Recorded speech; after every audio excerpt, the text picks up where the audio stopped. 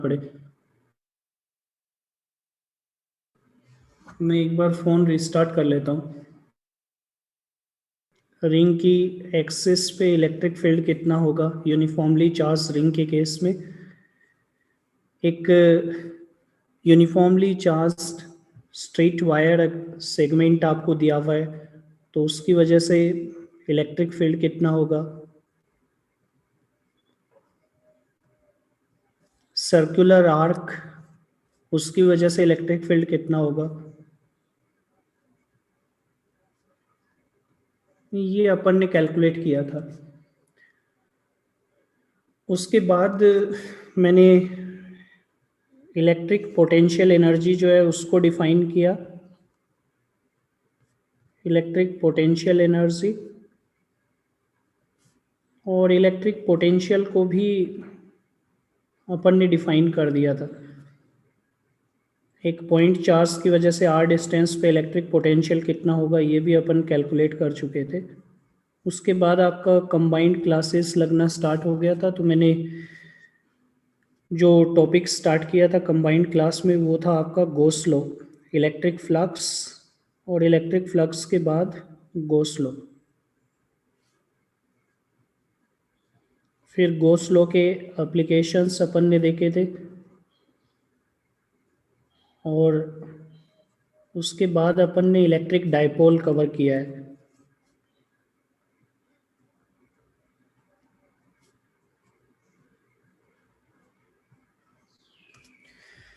Electric potential जो है ये चूंकि दोनों क्लासेस में बराबर कवर नहीं हुआ था उस टाइम, तो उस टाइम मैंने यहाँ से स्टार्ट कर दिया था इलेक्ट्रिक फ्लक्स से, तो इसका कुछ पार्ट जो बचा रह गया था इलेक्ट्रिक पोटेंशियल का, इलेक्ट्रोस्टैटिक पोटेंशियल का, जो अपन आज कवर करेंगे। ही स्टार्ट करते इलेक्ट्रोस्टैटिक पोटेंशियल, इसी से अपन आगे बढ़ाएंगे चैप्टर को। इलेक्ट्रोस्टैटिक पोटेंशियल,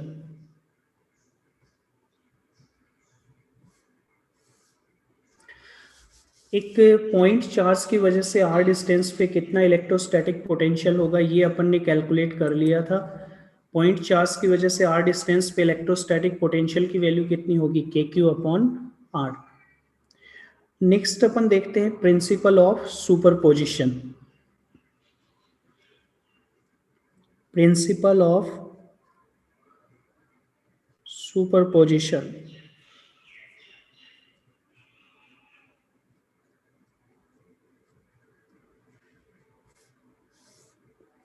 कि अगर मान लीजिए मल्टीपल चार्जेज है, जैसे एक पॉइंट चार्ज है आपका Q1, अनदर पॉइंट चार्ज है Q2, एक और पॉइंट चार्ज है Q3, और इनकी वजह से अपने को किसी पॉइंट पे पोटेंशियल कैलकुलेट करना है, net potential.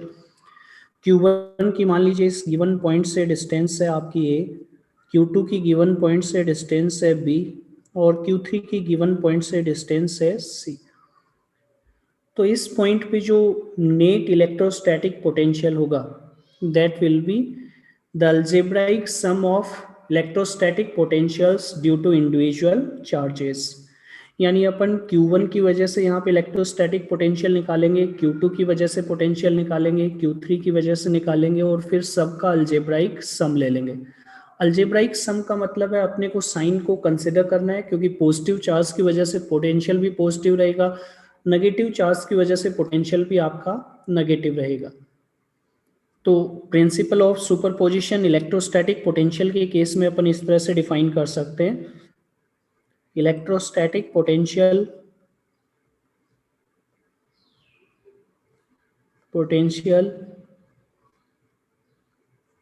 at a point due to different charges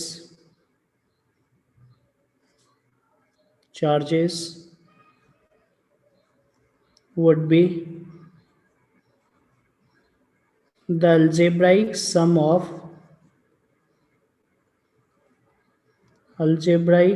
of electrostatic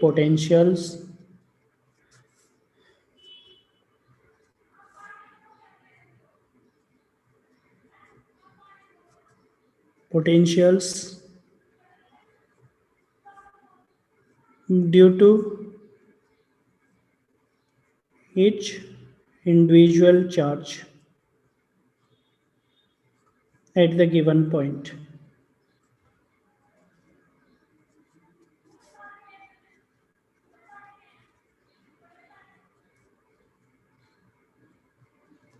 जैसे अगर अपने को P का नेट पोटेंशियल कैलकुलेट करना है तो P के ऊपर चार्ज 1 की वजह से कितना पोटेंशियल होगा वो कैलकुलेट करेंगे, 2 की वजह से कितना पोटेंशियल है वो कैलकुलेट किया, 3 की वजह से कितना पोटेंशियल है वो कैलकुलेट किया, और फिर सबका अलजेब्राइक सम अपन यहाँ पे ले लेंगे। ये ध्यान रखना कि पॉजिटिव चार्ज के केस में पोटेंशियल भी पॉजिटिव रहेगा, नेगेटिव चार्ज के केस में पोटेंशियल भी आपका नेगेटिव रहेगा। तो यहाँ पे पहले चार्ज की वजह से अगर मैं इस चार्ज से ए डिस्टेंस पे पोटेंशियल लिखूं तो पोटेंशियल का फॉर्मूला क्या हो जाएगा, के Q1 अपॉन ए। दूसरे चार्ज की वजह से इससे बी डिस्टेंस पे पोटेंशियल कितना होगा, के Q2 अपॉन बी। और तीसरे चार्ज की वजह से ये कितना आ जाएगा, के Q3 अपॉन सी। तो अपन इंडिविजुअल चार्जेस की वजह से गिवन पॉइंट पे पोटेंशियल्स निकालेंगे, फिर उन सब पोटेंशियल्स का अलजेब्राइक सम अपन ले लेंगे, वो नेट पोटेंशियल होगा उस पॉइंट का। जैसे अगर मान लीजिए कि ये पोटेंशियल मान लो, सॉरी ये जो चार्जेस हैं ये मान लीजिए गिवन पॉइंट से सेम डिस्टेंस पे लोकेटेड है।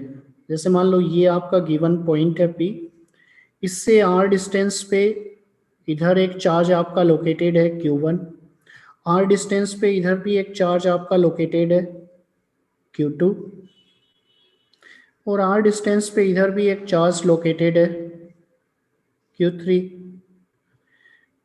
और इसी तरह से nth चार्ज जो है वो भी आपका r डिस्टेंस पे लोकेटेड है Qn। तो इस गिवन पॉइंट पे जो नेट पोटेंशियल होगा उसको अपन क्या लिखेंगे, अगर चार्जेस गिवन पॉइंट से सेम डिस्टेंस पे लोकेटेड है तो नेट पोटेंशियल ये हो जाएगा, पहले चार्ज की वजह से पोटेंशियल के Q1 अपॉन आर, दूसरे चार्ज की वजह से गिवन पॉइंट पे potential k Q2 upon R, up to nth charge की वजह से गिवन पॉइंट पे potential k Qn upon R. यहाँ पे k अपॉन आर तो कॉमन आ जाएगा, अंदर क्या हो जाएगा Q1 plus Q2 up to Qn, यानी ये आ जाएगा अलजेब्राइक सम ऑफ चार्जेस। तो अगर चार्जेस गिवन पॉइंट से सेम डिस्टेंस पे हैं तो अपन सिंपली इस फॉर्मूला से अपन नेट पोटेंशियल गिवन पॉइंट पे पता कर सकते हैं, k sigma Q upon R. Sigma Q क्या हो गया, algebraic sum of all the charges present. चूंकि सभी चार्जेस गिवन पॉइंट से सेम डिस्टेंस पे लोकेटेड हैं तो अपन ये फॉर्मूला यूज करेंगे, k into total charge upon R.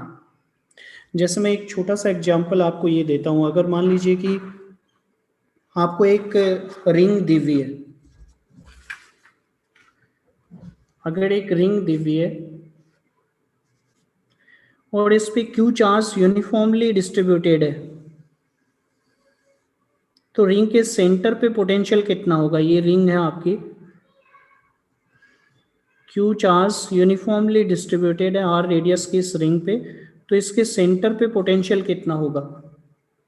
तो आप डायरेक्ट इस फॉर्मूला से बता सकते हो पोटेंशियल की वैल्यू कितनी आएगी, वी नॉट की वैल्यू कितनी होगी एनिमल,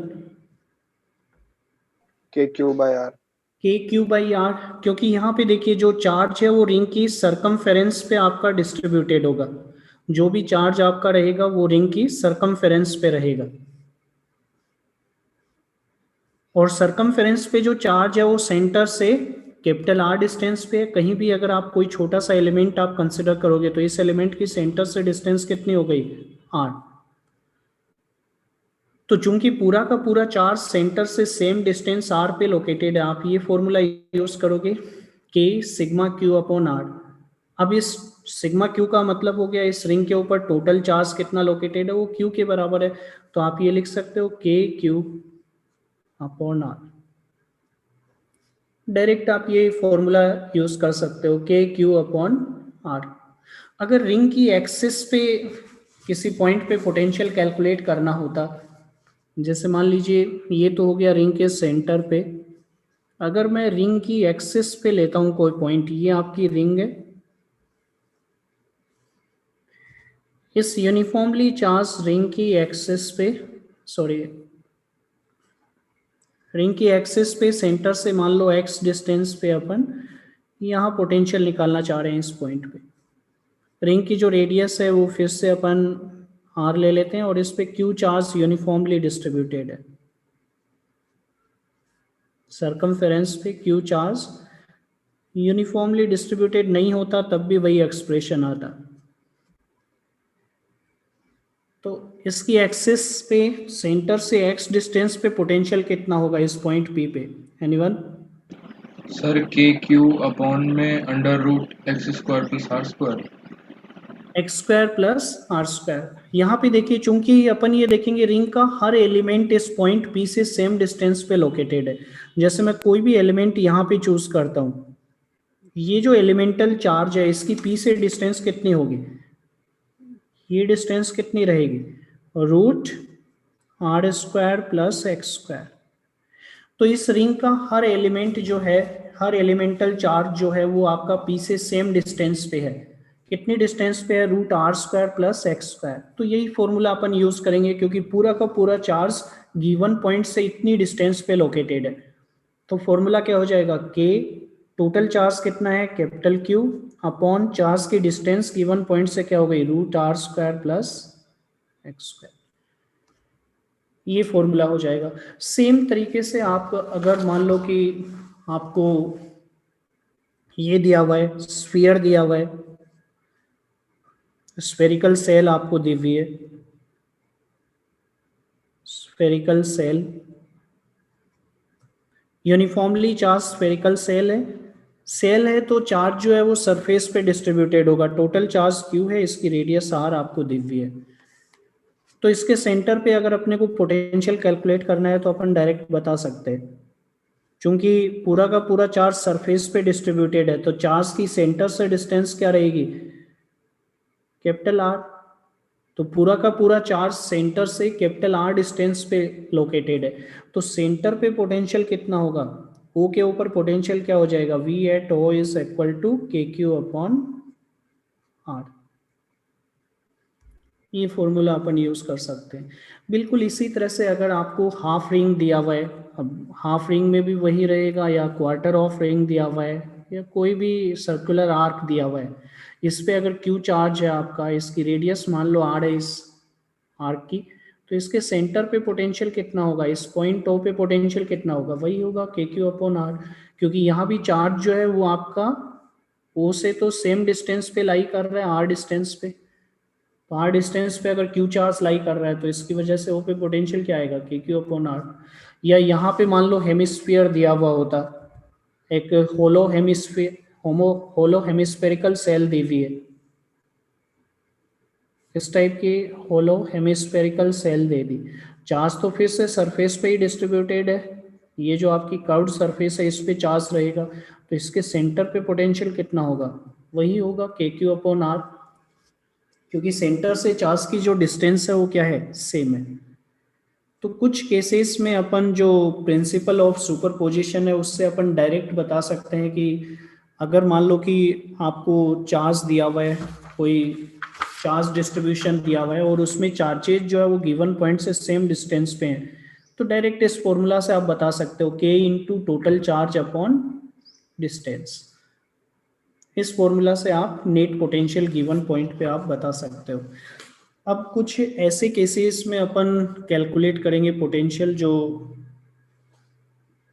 आपको पूछा जा सकता है। जैसे एक यूनिफॉर्मली चार्ज डिस्क अगर दी हुई है तो उस डिस्क की एक्सिस पे पोटेंशियल किस टाइप से कैलकुलेट करेंगे, ये देखते हैं।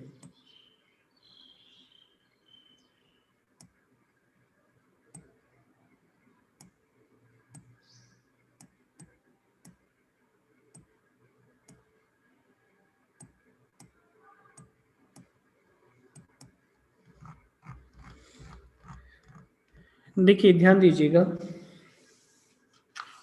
दिवांशु कुछ पूछना चाह रहे हो, हाँ पूछिए। सर जो आपने शीट दी थी सर, हाँ हाँ। उसमें सर एक मतलब क्वेश्चंस का सेट था सर, वो work energy theorem on point charges, sir वो आपने करवा दिया है? वर्क एनर्जी थ्योरम अलग से उसमें कुछ बताना नहीं है, मैं कुछ प्रॉब्लम्स ले लूंगा उस पे। वर्क ओके एनर्जी थ्योरम तो वही है जो आपका वर्क पावर एनर्जी में आपने स्टडी किया है, तो उस ओके पे सर। कुछ प्रॉब्लम्स अपन ले लेंगे। Okay sir. देखिए ध्यान दीजिएगा। नेक्स्ट अपन स्टडी करेंगे electrostatic potential due to electrostatic potential due to uniformly charge disk, uniformly charged disk on its axis।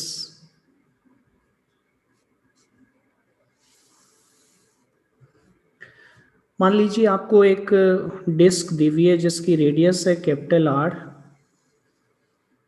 और इस पे टोटल चार्ज क्यू आपका यूनिफॉर्मली डिस्ट्रीब्यूटेड है पूरी सरफेस के ऊपर। ये डिस्क आपको दी हुई है, क्यू चार्ज इस पे यूनिफॉर्मली डिस्ट्रीब्यूटेड है पूरी सरफेस के ऊपर।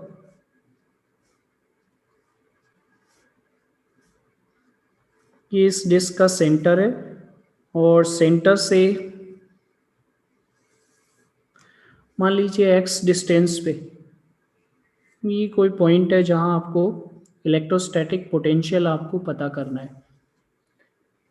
एक्सिस के अलोंग ये पॉइंट आपका लोकेटेड है। सरफेस चार्ज डेंसिटी जो है वो आपकी ये हो जाएगी, sigma is equal to total charge upon total area. Charge uniformly distributed है तो सिंपली अपन ये लिख सकते हैं total charge upon total surface area. तो सिग्मा की वैल्यू हो जाएगी Q upon pi R square. अब इस यूनिफॉर्मली चार्ज्ड डिस्क के एक्सिस के इस पॉइंट पे अपने को पोटेंशियल कैलकुलेट करना है। तो अपन इस डिस्क को छोटे छोटे रिंग टाइप एलिमेंट्स में अपन डिवाइड कर लेते हैं। एक जनरल रिंग टाइप एलिमेंट मैं यहाँ पे कंसिडर करता हूँ जिसकी रेडियस मैं स्मॉल आर ले लेता हूँ, और इसकी जो थिकनेस है मैं ले लेता हूँ डी आर। ये एक रिंग टाइप एलिमेंट मैं यहाँ पे चूज कर लेता हूँ। रेडियस इसकी आर है और ये जो थिकनेस है ये इसकी डी आर है। तो इसका सरफेस एरिया अपने को पता रहेगा, इस पे कितना चार्ज हो जाएगा। यूनिट एरिया पे चार्ज है आपका सिग्मा, और इस रिंग का सरफेस एरिया है 2 पाई आर डी आर। इस एलिमेंट के ऊपर इतना चार्ज रहेगा, इस रिंग के ऊपर इतना चार्ज रहेगा। अब रिंग जो है उसकी एक्सिस के ऊपर सेंटर से एक्स डिस्टेंस पे ये पॉइंट लोकेटेड है, तो यहाँ पे पोटेंशियल कितना हो जाएगा। चूंकि इस रिंग के ऊपर जितना भी चार्ज है उसकी पी से डिस्टेंस कितनी है, यहाँ से जो डिस्टेंस है वो कितनी हो जाएगी, root are square plus x square. तो अपन पोटेंशियल को ये लिख सकते हैं D we is equal to K D Q. Total charge ring के ऊपर डी क्यू है, और रिंग की सरकमफेरेंस के किसी भी पॉइंट की पी से डिस्टेंस देखोगे तो ये root are square plus x square है, तो नीचे आ जाएगा root are square plus x square. ये अपने पास आ जाएगा। अब डी क्यू की वैल्यू तो अपन इसमें पुट कर देंगे, तो अपने पास ये आएगा के की जगह अपन 1/4 पाई एप्सिलॉन नॉट ये पुट कर देते हैं। डी क्यू की जगह sigma 2 pi R d are ये रख देते हैं upon root are square plus x square. ये तो आ गया इस रिंग की वजह से पोटेंशियल। और अगर अपने को नेट पोटेंशियल कैलकुलेट करना है तो अपन इसको इंटीग्रेट कर देते हैं। स्मॉल आर की वैल्यू कहाँ से कहाँ तक वेरी करेगी, अगर अपने को पूरी डिस्क की वजह से यहाँ पे पोटेंशियल कैलकुलेट करना है तो अपने को इसको इंटीग्रेट करना होगा पूरी डिस्क के ऊपर।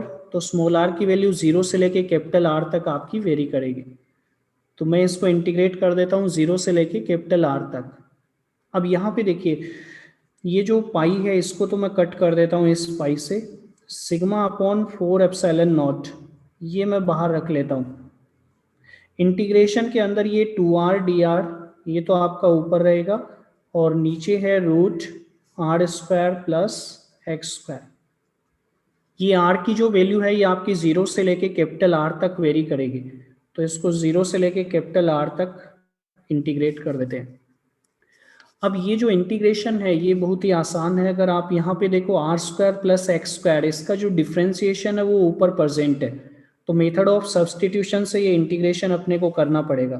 2r dr upon root are square plus x square. यहाँ पे मैं r square plus x square को t के बराबर मान लेता हूँ, तो इसका डिफ्रेंसिएशन क्या हो जाएगा, 2r dr which is equal to dt। तो इंटीग्रेशन को अपन ये लिख सकते हैं dt अपॉन रूट टी, और 1/√t जो है इसका इंटीग्रेशन क्या आ जाएगा, 2√t। ये आपके पास आएगा। t की वैल्यू अपन वापस सब्सटीट्यूट कर देते हैं, तो इंटीग्रल ये आएगा 2√r² प्लस एक्स स्क्वायर।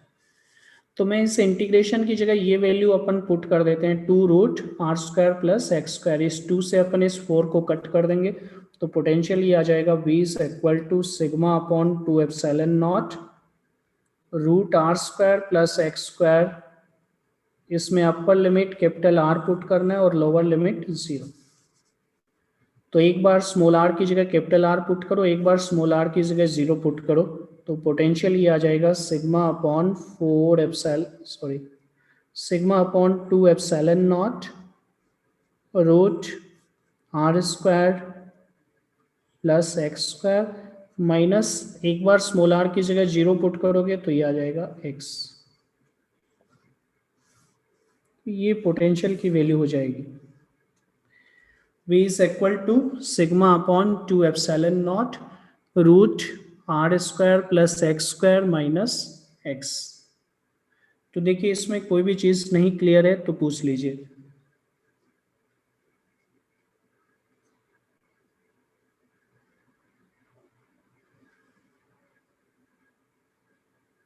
देखो इसमें कोई भी चीज नहीं क्लियर है तो सर एक मिनट, आप इससे पहले वाला पेज दिखा देंगे? चार्ज है q, या ये चार्ज डेंसिटी बता देता हूँ सिग्मा, रेडियस इसकी r है, इसकी सरकमफ्रेंस पे कोई पॉइंट लोकेटेड है, ये पॉइंट p, इस पे आपको पोटेंशियल पता करना है। तो इस पोटेंशियल की वैल्यू क्या होगी, किस टाइप से कैलकुलेट करेंगे, एनीवन? सरकमफ्रेंस के किसी पॉइंट पे पोटेंशियल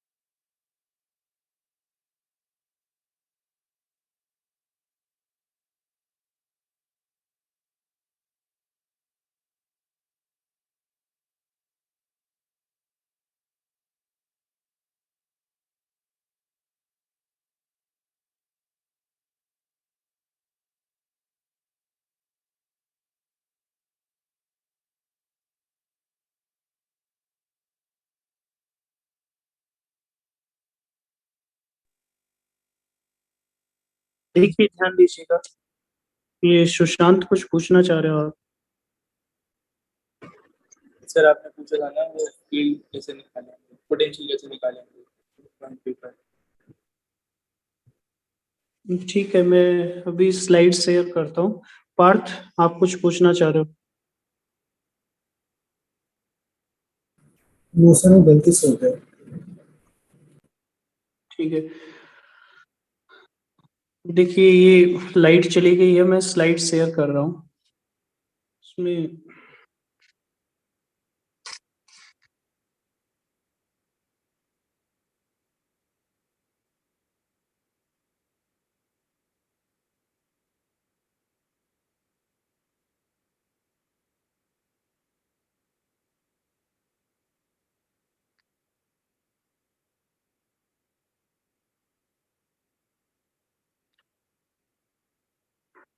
देखिए ध्यान दीजिएगा, अपने को डिस्क की सरकमफेरेंस के किसी पॉइंट पे अपने को पोटेंशियल कैलकुलेट करना है।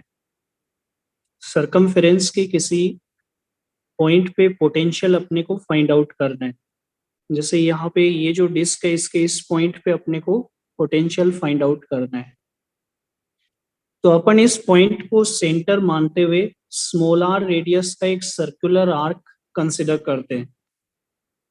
तो ये सर्कुलर आर्क हो जाएगा अपना, स्मॉल आर रेडियस का ये सर्कुलर आर्क अपन ने कंसिडर कर लिया। चूंकि अपने को ये पता है आर्क का हर एक जो पॉइंट है वो गिवन पॉइंट से स्मॉल आर डिस्टेंस पे होगा, तो पहले अपन इस सर्कुलर आर्क के ऊपर कितना चार्ज है वो पता कर लेंगे, और इस सर्कुलर आर्क के ऊपर जो चार्ज है उसकी वजह से अपन गिवन पॉइंट पे कितना पोटेंशियल है वो अपन फाइंड आउट कर लेंगे।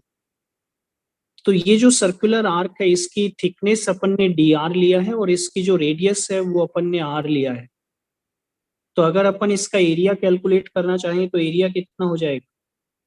ये जो सर्कुलर आर्क है, इस सर्कुलर आर्क का जो लेंथ है वो तो कितना होगा? अगर मैं इसके द्वारा सबटेंडेड एंगल थीटा ले लेता हूँ, ये जो गिवन पॉइंट है इसको मैं पी से डिनोट कर देता हूँ, तो इस सर्कुलर आर्क के द्वारा पी पे जो सबटेंडेड एंगल है वो अगर थीटा है, तो जो आर्क लेंथ है वो कितनी हो जाएगी? R into theta. और इसकी जो थिकनेस है वो कितनी है? D r. तो इसका एरिया कितना हो जाएगा? आर्क लेंथ आपको पता है, थिकनेस पता है, एरिया क्या हो जाएगा? Length into width, r theta into d r. Unit area पे जो चार्ज है वो आपको सिग्मा दिया हुआ है, तो ये जो सर्कुलर आर्क है इसके ऊपर कितना चार्ज हो जाएगा? सिग्मा इंटू सर्कुलर आर्क का एरिया। अब आपको ये पता है कि सर्कुलर आर्क का हर एक पॉइंट, गिवन जो पॉइंट है पी उससे सेम डिस्टेंस पे है, तो इसकी वजह से पोटेंशियल कितना लिखेंगे? जो पोटेंशियल है डीवी, उसका एक्सप्रेशन क्या आ जाएगा? Total charge upon 4 pi epsilon naught r. तो इस आर्क के ऊपर टोटल चार्ज हो गया sigma r theta d r upon 4 pi epsilon naught r. लेकिन अगर अपन इसको इंटीग्रेट करना चाहें तो अपन ये देखेंगे राइट हैंड साइड में दो वेरिएबल है, एक आर और एक थीटा। तो पहले अपने को आर और थीटा के बीच रिलेशन निकालना होगा ताकि अपन इसको सिंगल वेरिएबल थीटा की टर्म्स में अपन ला सके। तो वो रिलेशन अपन कैसे फाइंड आउट करेंगे वो देखिए।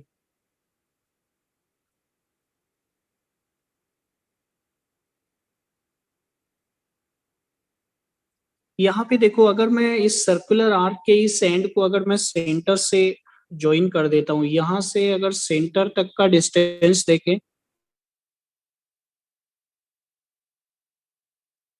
और इस गिवन पॉइंट की भी सेंटर से जो डिस्टेंस है वो कैपिटल आर के बराबर है। जो गिवन पॉइंट है पी, इसकी भी सेंटर से डिस्टेंस कैपिटल आर के बराबर है।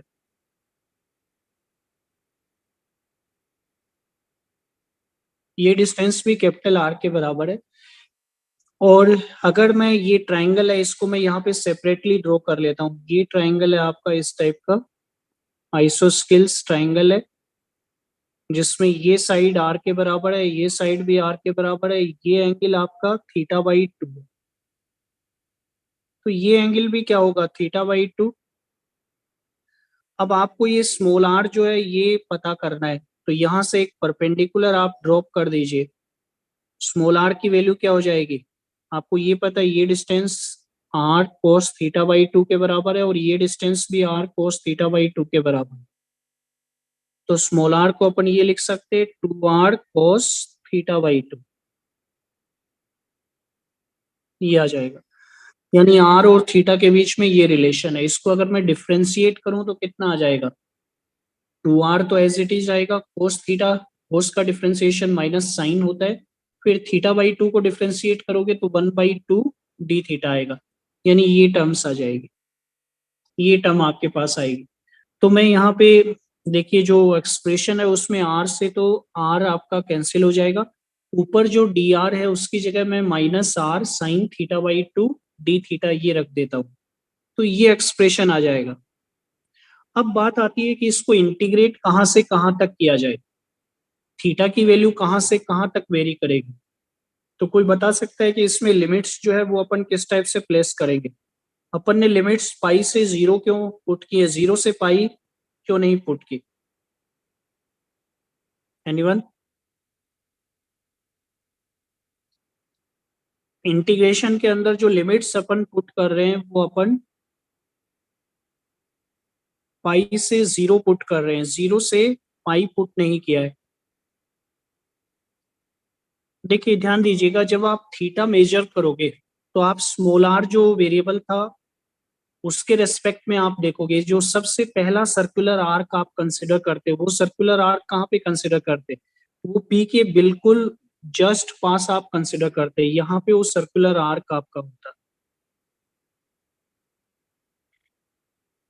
जो पहला सर्कुलर आर्क आप कंसिडर करते हो वो पी के जस्ट बाद आप कंसिडर करते, फिर उसके बाद फिर अनोदर सर्कुलर आर्क, फिर सर्कुलर आर्क, इस टाइप से आप सर्कुलर आर्क कंसिडर करो, इस टाइप से सर्कुलर आर्क्स आप कंसिडर करते जा रहे हैं। जो लास्ट सर्कुलर आर्क है वो तो यहाँ पे लोकेटेड होगा, लास्ट सर्कुलर आर्क आपका यहाँ लोकेटेड होगा, इसके द्वारा जो सबटेंडेड एंगल है वो तो आपका क्या होगा, ऑलमोस्ट 0।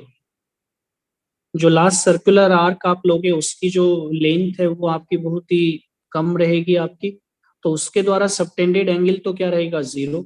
जो पहला सर्कुलर आर्क है पी के अबाउट, तो आप ये देखिए जो पॉइंट पी है वो तो इस टाइप से आपका लोकेटेड है, इसके अबाउट ये आर्क आप देखोगे तो इस आर्क के दोनों जो एंड्स हैं उनको अगर आप पी से ज्वाइन करो, इस एंड को भी पी से ज्वाइन करोगे, इस एंड को भी पी से ज्वाइन करोगे, तो ये जो एंगल आपका बनेगा इन दोनों लाइंस के बीच में ये ऑलमोस्ट कितने के बराबर होगा, पाई के बराबर है। तो पहला जो सर्कुलर आर्क है उसके द्वारा सबटेंडेड एंगल कितना होगा, पाई, और जो लास्ट सर्कुलर आर्क है उसके द्वारा सबटेंडेड एंगल कितना होगा, 0। तो इसलिए अपन ने लिमिट्स यहाँ पे पुट की हैं पाई से लेके 0 तक। देखो ये क्लियर है कि नहीं सभी को, इसमें कोई भी डाउट है तो पूछ सकते हो। जो थीटा की वैल्यू अपन ने पाई से 0 पुट की है वो क्यों पुट की है, उसमें कोई भी डाउट है तो आप पूछ सकते हो। अपन यहाँ पे सर्कुलर आर्क कंसिडर कर रहे हैं, जो स्मॉल आर डिस्टेंस पे अपन ने कंसिडर किया है। जब स्मॉल आर की वैल्यू 0 लेंगे तो पहला सर्कुलर आर्क होगा वो पी के जस्ट अबाउट लोकेटेड होगा इस टाइप से, और लास्ट सर्कुलर आर्क आपका यहाँ लोकेटेड होगा। तो पहले सर्कुलर आर्क के द्वारा सबटेंडेड एंगल क्या होगा, पाई के बराबर, और जो लास्ट सर्कुलर आर्क है वो तो आपका इधर लोकेटेड है, जैसे ये आपका डिस्क है, ये पॉइंट है आपका गिवन पॉइंट, तो लास्ट सर्कुलर आर्क तो बहुत ही छोटा होगा लेंथ में, और इसके द्वारा जो सबटेंडेड एंगल रहेगा वो आपका क्या रहेगा, ऑलमोस्ट टेंडिंग टू 0, ये एंगल क्या होगा, टेंडिंग टू 0। पहला सर्कुलर आर्क इस टाइप से लोकेटेड है इसके अबाउट, तो उसके द्वारा सबटेंडेड एंगल क्या रहेगा, ये आपका ऑलमोस्ट 180 डिग्री रहेगा। तो देखिए इसमें कोई भी डाउट है तो आप पूछ सकते हो। तो लिमिट्स अपन पुट कर देते हैं पाई से लेके 0 तक। अब इंटीग्रेट करना इतना डिफिकल्ट नहीं है। तो जो कांस्टेंट टर्म्स हैं sigma r upon 4 pi epsilon naught, उसको तो मैं बाहर निकाल लेता हूँ। आपको ये पता है बाहर माइनस साइन है, तो माइनस साइन को हटा देता हूँ, लिमिट्स को इंटरचेंज कर देता हूँ, तो लिमिट्स हो जाएंगी 0 से पाई, अंदर वेरिएबल थीटा जो है वो आपका रह जाएगा theta sine theta by 2 D theta. इसको अपन जो प्रोडक्ट रूल है उससे अपन इसको इंटीग्रेट कर सकते हैं। आपको ध्यान होगा प्रोडक्ट रूल क्या कहता है कि अगर दो फंक्शंस आपके मल्टीप्लिकेशन में है f इंटू जी, इसको अपने को इंटीग्रेट करना है, तो कैसे इंटीग्रेट करेंगे? First function as it is, second का इंटीग्रेशन माइनस फर्स्ट का डिफरेंशिएशन, सेकंड का इंटीग्रेशन, और फिर ये जो होल टर्म है इसका इंटीग्रेशन। ये फॉर्मूला यूज करते हैं। First function as it is यानी थीटा को एज इट इज रखा, फिर साइन थीटा बाई 2 को इंटीग्रेट किया, तो साइन का इंटीग्रेशन क्या होता है? माइनस कोस, और यहाँ पे साइन थीटा बाई 2 है, तो इसका जो इंटीग्रेशन है वो क्या हो जाएगा? Minus cos theta by 2। Theta के कोफिशिएंट से डिवाइड करना होगा तो 1/2 से डिवाइड भी कर देता हूँ।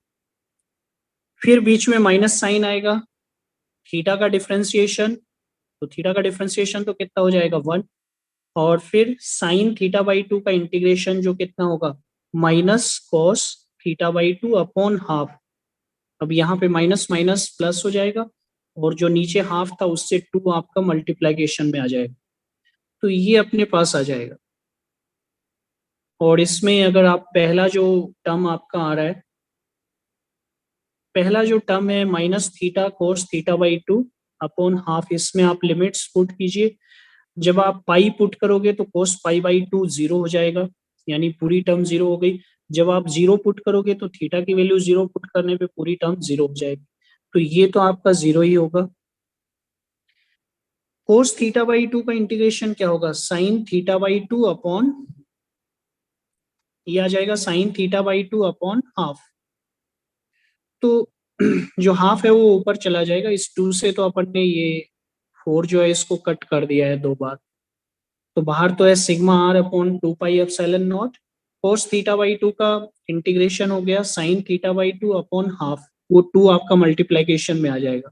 इसमें लिमिट्स पुट करेंगे 0 से पाई तक, तो ये आ जाएगा sigma r upon pi epsilon naught. जब आप पाई पुट करोगे तो साइन पाई बाई 2 1 हो गया, जब 0 पुट करोगे तो साइन 0 0 हो जाएगा। तो एक डिस्क जो है उसकी सरकमफेरेंस के किसी पॉइंट पे पोटेंशियल क्या होगा? Sigma r upon pi epsilon naught. तो देखिए इसमें कोई भी डाउट है तो पूछ लीजिए।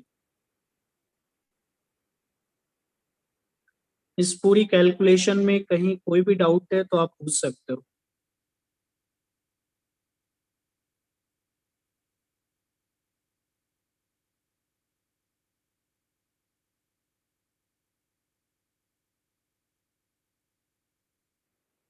ये क्लियर है देखिए सभी को?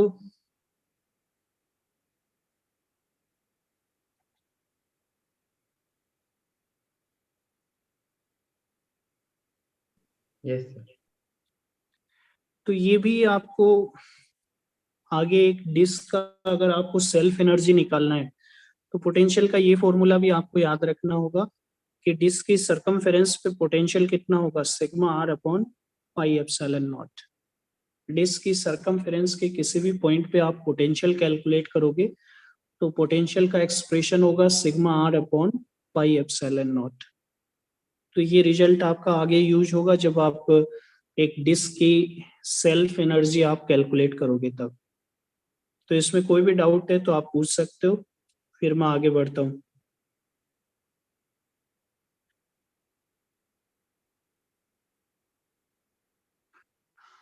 हाँ रुसिल कुछ पूछना चाह रहे हो?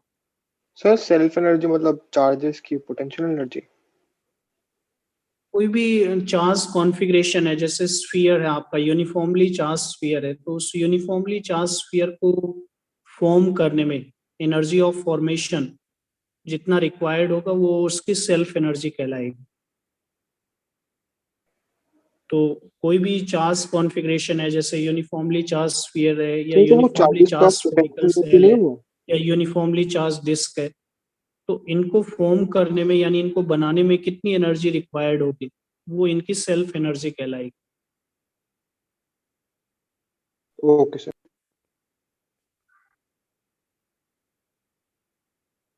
तो नेक्स्ट देखिए अपन नेक्स्ट देखते हैं relation between electric field and potential. Electric field और पोटेंशियल के बीच में क्या रिलेशन होगा ये अपन स्टडी करते हैं। ये अपन पहले भी स्टडी कर चुके हैं, ग्रेविटेशनल फील्ड और ग्रेविटेशनल पोटेंशियल के बीच रिलेशन अपन ने निकाला था 11th में, बिल्कुल वही है ये। कंजर्वेटिव फोर्सेज जो हैं उनके लिए पोटेंशियल एनर्जी डिफाइन होती है, बेसिकली पोटेंशियल एनर्जी का डिफरेंस डिफाइन होता है। अपन ये कहते हैं कंजर्वेटिव फोर्सेस के द्वारा work done negative of change in potential energy के बराबर होगा, यानी डी डब्ल्यू कंजर्वेटिव को क्या लिख सकता हूँ, माइनस डी यू के बराबर। अब यहाँ पे चार्जेस की बात हो रही है, तो चार्जेस के ऊपर इलेक्ट्रोस्टैटिक फोर्स लगेगा, उसकी वजह से कुछ वर्क डन होगा। तो इलेक्ट्रोस्टैटिक फोर्स जो है वो भी एक कंजर्वेटिव फोर्स है, तो उसके लिए भी पोटेंशियल एनर्जी आपकी डिफाइन होगी। तो अपन इलेक्ट्रोस्टैटिक फोर्सेज की वजह से जो वर्क डन है उसको अपन क्या लिख सकते हैं, डी डब्ल्यू ई जो है उसको क्या लिख सकते हैं। अगर मान लो कि कोई चार्ज है आपका, मान लीजिए कोई चार्ज है, चार्ज क्यू आपको दिया हुआ है और उस चार्ज के ऊपर इलेक्ट्रोस्टैटिक फोर्स लग रहा है एफ ई के बराबर, एफ ई वेक्टर के बराबर।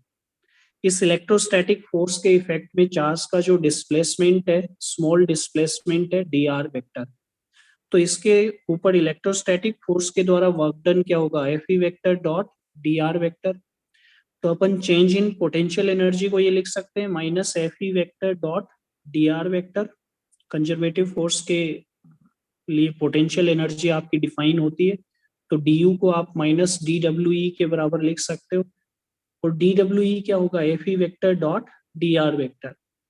अब इलेक्ट्रिक फील्ड की डेफिनेशन से किसी भी चार्ज के ऊपर जो नेट फोर्स एक्ट होता है वो कैसे लिखते हैं, charge multiplied by field at the location of charge, यानी एफ ई वेक्टर को क्या लिखेंगे, Q into E vector. E vector क्या हो गया, क्यू की लोकेशन पे इलेक्ट्रिक फील्ड। तो अपन एफ ई वेक्टर की जगह क्यू ई वेक्टर लिख देते हैं, तो डी यू क्या आ जाएगा, minus q e vector dot d r vector. और आपको ये पता है कि अपन ने जब पोटेंशियल डिफाइन किया था तो मैंने ये कहा था V is equal to u upon q. Potential क्या हो जाएगा, potential energy per unit test charge. इसको डिफरेंशिएट कर दो तो क्या आ जाएगा, dV is equal to d u upon q. ये रिलेशन आ जाएगा अपने पास। तो यहाँ पे डी यू अपॉन क्यू जो टर्म आ रही है लेफ्ट हैंड साइड में, इसको मैं dV से इक्वेट कर देता हूँ, तो अपने पास ये आ जाएगा dV is equal to minus e vector dot d r vector. ये रिलेशन आ जाएगा अपने पास फील्ड और पोटेंशियल के बीच में, ये रिलेशन रहेगा dV is equal to minus e vector dot d r vector.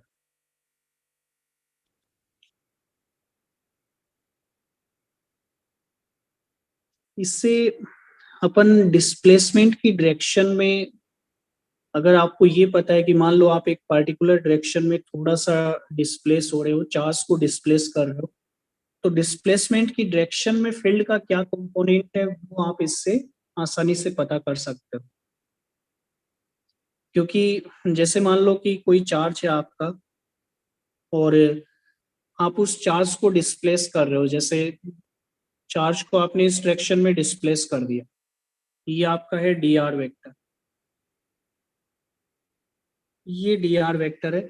Electric field जो है वो इधर की ओर पॉइंट कर रहा है, आपने इलेक्ट्रिक फील्ड से थीटा एंगल पे इसको डिस्प्लेस किया है। अब डिस्प्लेस करने के बाद इस पॉइंट पे तो पोटेंशियल मान लीजिए आपका V था, और इस पॉइंट पे पोटेंशियल आपका कितना हो गया, V प्लस dV। पोटेंशियल में कितना चेंज आया वो आपको पता है, डिस्प्लेसमेंट आपको पता है, तो डिस्प्लेसमेंट वेक्टर के इनिशियल पॉइंट और फाइनल पॉइंट पे पोटेंशियल आपको पता है। तो इस लाइन के अलोंग डिस्प्लेस करने की वजह से पोटेंशियल में कितना चेंज आ रहा है, dV के बराबर। ये dV किसके बराबर होगा, minus e vector dot d r vector के। और ई vector dot d r vector को क्या लिख सकते हैं, E D R cos theta.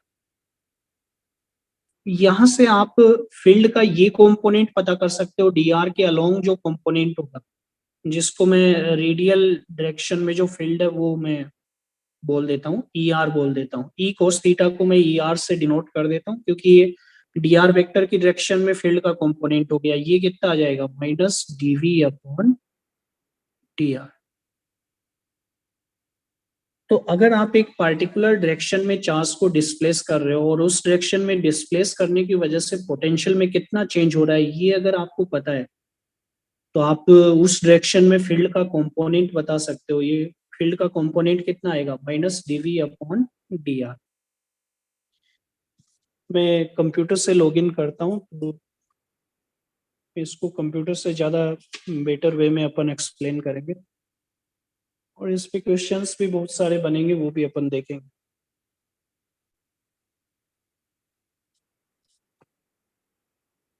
इसको मैं मिटा देता हूँ।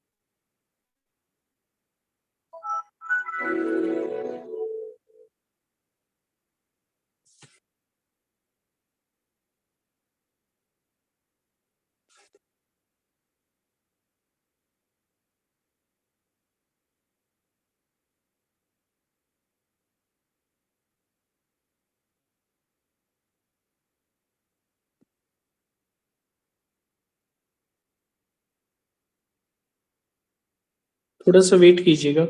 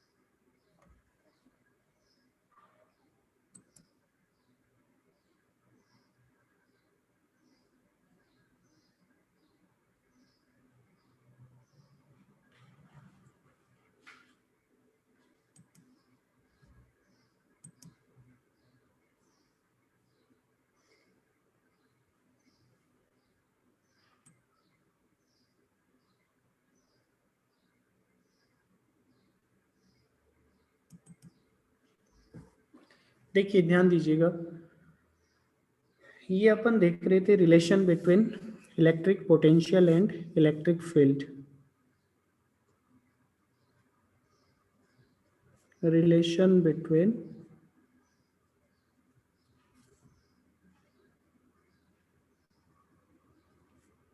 इलेक्ट्रिक पोटेंशियल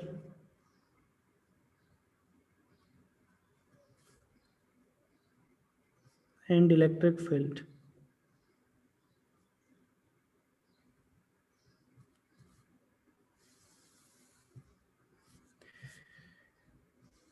अपन ने ये बताया था कि कोई भी कंजर्वेटिव फोर्स है उसके द्वारा work done negative of change in potential energy के बराबर होता है। तो जो इलेक्ट्रोस्टैटिक फोर्स है उसके द्वारा वर्क डन भी किसके बराबर होगा, जो इलेक्ट्रोस्टैटिक पोटेंशियल एनर्जी है उसमें चेंज के बराबर रहेगा।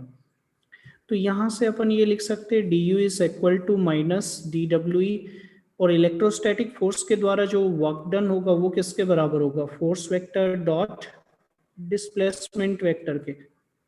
फोर्स वेक्टर को अपन ये लिख सकते हैं charge multiplied by field at the location of charge.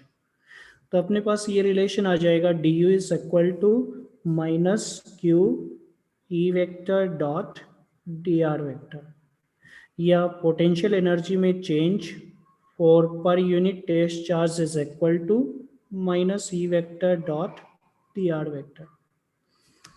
और आपको ये पता है कि पोटेंशियल आपका होता है potential energy per unit charge, तो इसको डिफ्रेंशिएट करोगे तो ये आएगा d we is equal to d u upon q. तो ये रिलेशन आ गया d we is equal to minus e vector dot d r vector. तो ये एक इम्पोर्टेंट रिलेशन आपको मिल गया है फील्ड और पोटेंशियल के बीच में। जैसे मैंने आपको बताया कि मान लो कि फील्ड तो आपका इधर की ओर पॉइंट कर रहा है, और आप मान लीजिए किसी भी चार्ज पार्टिकल को आप इधर की ओर डिस्प्लेस कर रहे हैं। कितने से डिस्प्लेस कर रहे हैं, मान लो डी आर वेक्टर से डिस्प्लेस कर रहे हैं, ये आपका डी आर वेक्टर है। स्मॉल डिस्प्लेसमेंट आपने इधर की ओर दिया, और इधर की ओर डिस्प्लेस करने की वजह से पोटेंशियल में कितना चेंज आया, पोटेंशियल यहाँ पे इस पॉइंट पे था V, और इस पॉइंट पे कितना हो गया V प्लस dV। तो इधर डिस्प्लेस करने की वजह से इन दोनों पॉइंट्स के बीच पोटेंशियल में कितना चेंज आया है, dV के बराबर। तो इस dV को अपन ये लिख सकते हैं minus e vector dot d r vector,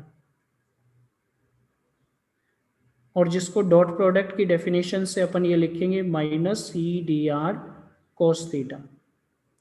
यहाँ पे ई के दो कंपोनेंट है, एक तो डिस्प्लेसमेंट की डायरेक्शन में ई का कंपोनेंट होगा, ये तो होगा ई कोस थीटा, और एक इसके परपेंडिकुलर डायरेक्शन में फील्ड का कंपोनेंट होगा। तो डिस्प्लेसमेंट की डायरेक्शन में फील्ड का जो कंपोनेंट है वो अपन इस रिलेशन से बहुत आसानी से पता कर सकते हैं। डिस्प्लेसमेंट की डायरेक्शन में फील्ड का कंपोनेंट कितना होगा, E cos theta, which is equal to minus DV by D R. अब इस डेफिनेशन से आप जो है पोलर कोऑर्डिनेट्स में भी आप ये पता कर सकते हो कि अगर आपको पोटेंशियल गिवन है तो फील्ड कैसे कैलकुलेट करेंगे। जैसे मान लो कि डाइपोल की वजह से ही आपको फील्ड पता करना है, पोटेंशियल आपको गिवन है। जैसे मान लीजिए ये डाइपोल है आपका डाइपोल, और इससे r डिस्टेंस पे थीटा एंगुलर पोजीशन पे r डिस्टेंस पे आपको फील्ड की वैल्यू पता करनी है। आपको पोटेंशियल पता है, लास्ट क्लास में अपन ने देखा था डाइपोल से r डिस्टेंस पे पोटेंशियल का एक्सप्रेशन क्या होता है, ये आपका होता है p cos theta upon 4 pi epsilon not r square, यानी ये r पे भी डिपेंडेंट होगा और थीटा के ऊपर भी डिपेंड करेगा। तो अपन ऐसा कर सकते हैं, अगर मैं इस गिवन पॉइंट से थोड़ा सा इधर अगर मूव करता हूं, dr डिस्टेंस इधर मूव करूं, तो उसकी वजह से पोटेंशियल में क्या चेंज आएगा वो अपन कैलकुलेट कर लेते हैं। r डिस्टेंस अगर मैं इधर मूव कर रहा हूं, यहाँ पे ये ध्यान रखना थीटा को वेरी नहीं करा रहे अपन, r डिस्टेंस ये dr डिस्टेंस इधर मूव कर रहे हैं r की डायरेक्शन में, केवल वेरिएबल r को अपन चेंज कर रहे हैं। तो उसकी वजह से अपने को इस डायरेक्शन में फील्ड का कंपोनेंट पता लग जाएगा। मान लो पोटेंशियल जो है वो आपका v से कितना हो रहा है, v प्लस dv हो रहा है। यहाँ पे पोटेंशियल की वैल्यू v थी, यहाँ पहुंचने पे कितनी हो गई, dv हो गई। तो इस डायरेक्शन में फील्ड का कंपोनेंट क्या हो जाएगा, dv upon dr minus dv upon dr। जैसे अपन ने यहाँ पे इस डायरेक्शन में फील्ड का कंपोनेंट कितना निकाला, माइनस dv अपॉन dr। तो यहाँ पे इस डायरेक्शन में जो फील्ड का कंपोनेंट होगा उसको अपन क्या कहेंगे, रेडियल कंपोनेंट। ER से इसको मैं डिनोट करूंगा, ER कितना हो जाएगा, माइनस dv अपॉन dr। चूंकि अपन केवल r को चेंज कर रहे हैं, इसको थीटा जो है उसको अपन क्या रख रहे हैं, कांस्टेंट रख रहे हैं। तो आप इसको ये भी लिख सकते हो, partial differentiation of v with respect to r। इसी तरह से अगर मैं इस r की परपेंडिकुलर डायरेक्शन में इधर डिस्प्लेस होता हूं, थोड़ा सा डिस्प्लेस हूं, तो इस डिस्प्लेसमेंट को ये लिख सकता हूं r d थीटा। r की वैल्यू तो चेंज नहीं होगी, लेकिन थीटा जो है वो थोड़ा सा स्लाइटली चेंज हो जाएगा अगर मैं इधर की ओर मूव करता हूं तो अब की बार पोटेंशियल मान लो v से चेंज होके कितना हो गया, v प्लस dv हो गया। तो इस डायरेक्शन में फील्ड का कंपोनेंट कितना आएगा, इस डायरेक्शन में तो अपन ने कैलकुलेट कर लिया, ER है। इस डायरेक्शन में फील्ड का कंपोनेंट कितना होगा, इसको ई थीटा से डिनोट कर देता हूं। तो ई थीटा को क्या लिखोगे, e theta is equal to minus dv upon displacement कितना है, आर डी थीटा के बराबर, तो अपॉन आर डी थीटा। लेकिन ये ध्यान रखना यहाँ पे अपन ने r को कांस्टेंट लिया है, तो इसको आप ऐसे भी लिख सकते हो, minus 1 upon r del v over del theta. तो आपको फील्ड का ये जो रेडियल कंपोनेंट है ये भी पता लग जाएगा, फील्ड का ये जो ट्रांसवर्स कंपोनेंट है ये भी आपको पता लग जाएगा। तो ये जो रिलेशन है, इससे आप अगर एक पार्टिकुलर डायरेक्शन में आप फील्ड का कंपोनेंट चाहते हो तो वो फील्ड का कंपोनेंट इससे आप आसानी से पता कर सकते हो। जैसे एक डाइपोल से r डिस्टेंस पे अगर मान लो फील्ड का रेडियल कंपोनेंट और ट्रांसवर्स कंपोनेंट पता करना है, तो इस रिलेशन से ये दो चीज़ें अपने पास आ जाएंगी। रेडियल कंपोनेंट तो क्या होगा, minus del v upon del r, transverse component क्या होगा, minus 1 upon r del v upon del theta. हाँ आयुष कुछ पूछना चाह रहे हो? सर आप ये फिगर एक बार फिर से एक्सप्लेन कर दोगे? कौन सा फिगर, ये यस सर। देखो ध्यान दो, जैसे पहले इस पे आने से पहले मैं ये रिलेशन जो है ये मैं आपको बता देता हूँ। जैसे मान लो कि ये ई वेक्टर इधर की ओर है और ये डिस्प्लेसमेंट वेक्टर आपका इधर की ओर पॉइंट कर रहा है, यानी इधर की ओर डी आर डिस्टेंस मूव करने पे पोटेंशियल मान लो चेंज हो रहा है, वी से कितना चेंज हो रहा है, v plus d v change हो रहा है। तो ये जो चेंज है पोटेंशियल में डी आर मूव करने की वजह से, उस चेंज को आप क्या लिखोगे, d we is equal to minus e vector dot d r vector. और इन दोनों वेक्टर्स के बीच में डॉट प्रोडक्ट लोगे, दोनों के बीच में एंगल थीटा है, तो इसको ये लिख सकते हो minus E D R cos theta. अब ये ई कोस थीटा क्या हो गया, ई के तो दो कंपोनेंट होंगे, ई का डी आर के अलोंग जो कंपोनेंट होगा वो क्या होगा, ई कोस थीटा होगा। ये कंपोनेंट आपका रहेगा ई कोस थीटा, इधर वाला जो कंपोनेंट होगा वो क्या होगा, ई साइन थीटा। तो इस रिलेशन से अपन ये डिस्प्लेसमेंट की डायरेक्शन में जो कंपोनेंट है फील्ड का वो आप निकाल सकते हो। ई कोस थीटा कितना आएगा, minus D v upon d are. ये इस डायरेक्शन में फील्ड का कंपोनेंट आ गया। वैसे ही अपन डाइपोल की वजह से इस पॉइंट पे फील्ड निकाल रहे हैं, तो अपन एक बार तो आर की डायरेक्शन में मूव करेंगे, तो आर की डायरेक्शन में फील्ड के कंपोनेंट को क्या लिखोगे, minus D v upon d r. अगर आपका पोटेंशियल यहाँ पे v था और यहाँ पे कितना हो गया, v प्लस डी वी हो गया। डी आर डिस्टेंस मूव करने की वजह से पोटेंशियल कितना चेंज हो रहा है, डी चेंज हो रहा है, तो इस डायरेक्शन में फील्ड का कंपोनेंट क्या आ जाएगा, minus D v upon d r. इसी तरह से अगर मैं इसके परपेंडिकुलर डायरेक्शन में मूव करूं ताकि एंगुलर पोजीशन यानी थीटा चेंज हो, आर चेंज ना हो, तो अब की बार मैं डी थीटा से मूव कर रहा हूं इधर की ओर, तो इसकी वजह से कितना मूव कर रहे हैं, आर डी थीटा डिस्टेंस अपन चल रहे हैं इधर। तो अब की बार इस डायरेक्शन में फील्ड का, इस डिस्प्लेसमेंट की डायरेक्शन में फील्ड का कंपोनेंट कितना आएगा, पोटेंशियल में कितना चेंज हुआ, that divided by r d theta minus D v upon r d theta, जैसे ये रिलेशन अपन ने लिखा था। तो इससे तो फील्ड का रेडियल कंपोनेंट पता लग गया जो किसके बराबर है, minus del v upon del r के। और इस डायरेक्शन में फील्ड का ये ट्रांसवर्स कंपोनेंट पता लग गया जो किसके बराबर है, -1/r del v by del theta के। तो अपन ने जो फील्ड के कंपोनेंट्स अपन ने निकाले थे लास्ट क्लास में, आपको ध्यान होगा, वो तो पहले अपन ने क्या किया, एक्सियल पॉइंट पे फील्ड निकाला, फिर इक्वेटोरियल पॉइंट पे फील्ड निकाला, फिर जनरल पॉइंट पे फील्ड निकाला। चूंकि पोटेंशियल अपन कैलकुलेट कर चुके थे, अपन इस रिलेशन से भी निकाल सकते थे। ई आर की वैल्यू निकालोगे वही आएगी, ई थीटा की वैल्यू निकालोगे वही आएगी आपकी। इस रिलेशन से भी आपका सेम आंसर आएगा, ई आर और ई थीटा की वैल्यू सेम ही आएगी। अब ये जो रिलेशन अपने पास आया है, इसका बहुत सारी जगह आपका एप्लीकेशन आपका रहेगा। सबसे पहले तो अपन ये देखते हैं कि मान लो कार्टेशियन कोऑर्डिनेट्स में ही अपने को वर्क करना है।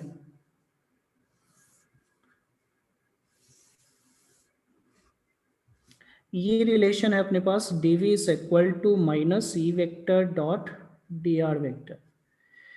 इलेक्ट्रिक फील्ड को अपन 3 कंपोनेंट्स में ब्रेक कर लेते हैं। इलेक्ट्रिक फील्ड के 3 कंपोनेंट क्या हो जाएंगे, ई एक्स आई कैप, ई वाई जे कैप, ई जेड के कैप। डिस्प्लेसमेंट वेक्टर के भी 3 कंपोनेंट होंगे, एक्स एक्सिस के अलोंग डिस्प्लेसमेंट, वाई एक्सिस के अलोंग डिस्प्लेसमेंट, जेड एक्सिस के अलोंग डिस्प्लेसमेंट। अब दोनों के बीच डॉट प्रोडक्ट लेना है, तो dv की वैल्यू कितनी आएगी, माइनस ऑफ डॉट प्रोडक्ट लो इन दोनों के बीच, तो आई कैप वाली टर्म्स मल्टीप्लाई हो जाएंगी, जे कैप वाली मल्टीप्लाई होंगी, इसी तरह के कैप वाली टर्म मल्टीप्लाई होंगी। ये रिलेशन आ जाएगा ई जेड डी जेड। अब इस रिलेशन के अंदर देखिए, अगर अपन ये माने कि मान लो y कोऑर्डिनेट में चेंज आपका 0 है, x कोड ये z कोऑर्डिनेट भी मान लीजिए चेंज नहीं हो रहा है, dy is equal to dz is equal to 0, यानी y और z को अपन कांस्टेंट रख रहे हैं, अपन केवल x एक्सिस के अलोंग स्मॉल डिस्प्लेसमेंट लेते हैं dx। तो x एक्सिस के अलोंग इस dx डिस्टेंस मूव करने पे पोटेंशियल में जो चेंज आ रहा है उसको अपन क्या लिख सकते हैं, dv इज इक्वल टू, ये टर्म तो आपकी 0 हो जाएगी, ये टर्म भी 0 होगी, तो अपने पास क्या आ जाएगा, minus E X D X. यानी अपन क्या लिख सकते हैं, E X is equal to minus D V by D X. लेकिन यहाँ पे कंडीशन क्या लगानी पड़ेगी, y and z are constant. तो जब अपन एक वेरिएबल के रेस्पेक्ट में डिफ्रेंशिएट करते हैं, बाकी वेरिएबल्स को कांस्टेंट रखते हैं, तो इसको अपन बोलते हैं पार्शियल डिफ्रेंशिएशन। तो इसको मैं ये लिख सकता हूँ del v over del x, यानी फील्ड का x कंपोनेंट इसके बराबर होगा। सिमिलर वे में फील्ड का y कंपोनेंट और z कंपोनेंट आप निकाल सकते हो। फील्ड का जो y कंपोनेंट है वो क्या आ जाएगा, minus del v over del y, और फील्ड का जो z कंपोनेंट है वो क्या आएगा, z कंपोनेंट ये आ जाएगा minus del v over del z। यानी अगर आपको पोटेंशियल x, y और z की टर्म्स में आपको दिया हुआ हो, कि फंक्शन के रूप में दिया हुआ हो, तो आप आसानी से फील्ड जो है उसको पता कर सकते हो कि फील्ड कितना होगा। तो जो फील्ड है उसके 3 कंपोनेंट आ जाएंगे, e vector is equal to e x I cap, e x की वैल्यू तो ये है, तो minus del we over del x I cap, plus e y is a cap, तो ई वाई की वैल्यू आप यहाँ से पुट कर दीजिए, minus del we over del Y J cap, इसी तरह से minus del we over del Z के कैप। अब इसमें आप v को कॉमन ले लो, माइनस को कॉमन ले लो, तो अंदर ये रहेगा डेल अपॉन डेल एक्स आई cap plus del upon del Y जे cap plus del upon del Z के कैप, और पोटेंशियल आपका बाहर आ जाएगा। ये जो ऑपरेटर है, ये मैंने लास्ट क्लास में भी बताया था, ये कहलाता है डेल ऑपरेटर। इसको अपन बोलते हैं डेल ऑपरेटर। हालांकि ये सिंबल डेल का नहीं है, डेल का सिंबल तो ये होता है, ये डेल्टा होता है आपका, लेकिन popularly it is called del operator. Nabla symbol है वैसे ये जो सिंबल है ये नेबुला है, नेबुला कहलाता है, लेकिन इसको डेल ऑपरेटर ही बोला जाता है। तो ये आ जाएगा e vector is equal to negative of del v, या इसको आप ग्रेडियंट ऑफ वी बोल सकते हो, ग्रेडियंट ऑपरेटर भी इसको बोला जाता है।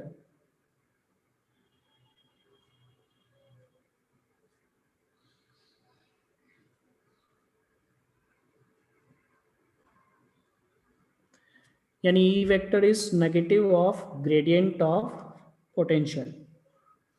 ये रिलेशन आपके पास आएगा। ये रिलेशन बहुत इंपॉर्टेंट नहीं है, लेकिन ये आपको ध्यान में रखना है कि फील्ड का एक्स कंपोनेंट अगर कैलकुलेट करना है तो पोटेंशियल को एक्स के रेस्पेक्ट में पार्शियली डिफरेंशिएट करना होगा। फील्ड का वाई कंपोनेंट पता करना है तो पोटेंशियल को वाई के रेस्पेक्ट में पार्शियली डिफरेंशिएट करना होगा, और जेड कंपोनेंट पता करना है तो ये minus del we over del Z के बराबर होगा। ये ज़्यादा इम्पोर्टेंट है, ये वैल्यूज आपको पता होनी चाहिए। ई एक्स कैसे पता करेंगे, ई वाई कैसे पता करेंगे, ई जेड कैसे पता करेंगे, ये रिलेशन आपको पता होना चाहिए। तो मैं कुछ क्वेश्चंस जो है वो फील्ड और पोटेंशियल के बीच रिलेशन पे ही कुछ क्वेश्चंस मैं आपका ले रहा हूँ यहाँ पे। जैसे एक बहुत ही आसान सा प्रॉब्लम आपको दिया हुआ है। मान लो पोटेंशियल ये दिया है,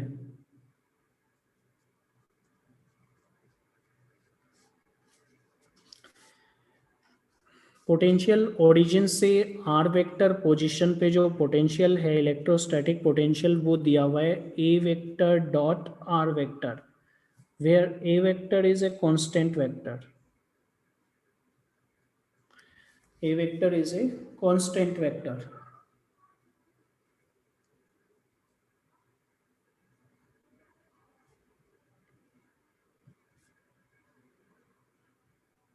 ओरिजिन से आर वेक्टर पोजीशन पे पोटेंशियल की वैल्यू ये है। आपको फील्ड का एक्सप्रेशन निकालना है, कैसे निकालेंगे?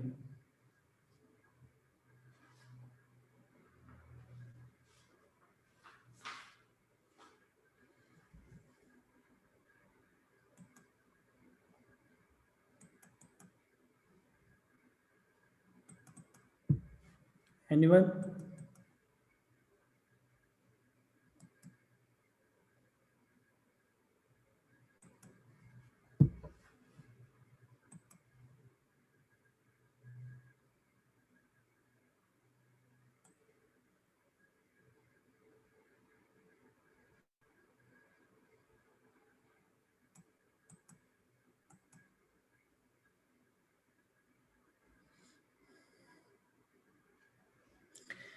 किस टाइप से कैलकुलेट करेंगे? आपको पोटेंशियल दिया हुआ है, आपको फील्ड पता करना है। पोटेंशियल ओरिजिन से आर वेक्टर पोजीशन पे दिया हुआ है A vector dot R vector, फिर A vector is a constant vector. तो आप इसको इस टाइप से लिख सकते हो, जो गिवन पॉइंट है उसका जो पोजीशन वेक्टर है उसको तो आप ये लिख सकते हो, r vector is equal to x I cap y J cap plus z के कैप। अब ये जो वेक्टर है ये अपने को नहीं पता, लेकिन इतना पता ये कांस्टेंट वेक्टर है, तो इसको तीन कंपोनेंट्स में अपन लिख लेते हैं। इसका जो एक्स कंपोनेंट है उसको ए एक्स से डिनोट कर देता हूँ, वाई कंपोनेंट को ए वाई से डिनोट करता हूँ, और जेड कंपोनेंट को ए जेड से डिनोट करता हूँ। कांस्टेंट वेक्टर है तो ये कंपोनेंट्स भी आपके कांस्टेंट होंगे। तो पोटेंशियल को मैं ये लिख सकता हूँ, इन दोनों के बीच डॉट प्रोडक्ट लूंगा, x a x plus y a y plus z a z, ये आ जाएगा। और अब आपको रिलेशन पता है, ई एक्स की वैल्यू तो किसके बराबर होगी? Minus del we over del x के। ई वाई क्या होगा? Minus del we over del y. E z क्या होगा? Minus del we over del z. तो जैसे आपको ई एक्स पता करना है, फील्ड का एक्स कंपोनेंट पता करना है, ये किसके बराबर होगा? Del we over del x K, minus del we over del x के। तो आप इसको x के रेस्पेक्ट में डिफ्रेंशिएट कीजिए, बाकी वेरिएबल्स को आप कांस्टेंट रखोगे, यानी y और z कांस्टेंट रहेगा। तो कितना आ जाएगा? पहली टर्म को डिफ्रेंशिएट किया, x तो ax तो कांस्टेंट है, ये बाहर आ जाएगा। x का डिफ्रेंशिएशन x के रेस्पेक्ट में कितना हो गया? बाद सेकेंड टर्म को डिफ्रेंशिएट किया तो y कांस्टेंट है, ay कांस्टेंट है, जीरो हो गया differentiation. z constant, az constant, differentiation zero. तो फील्ड का x कंपोनेंट क्या आ गया? Minus a x.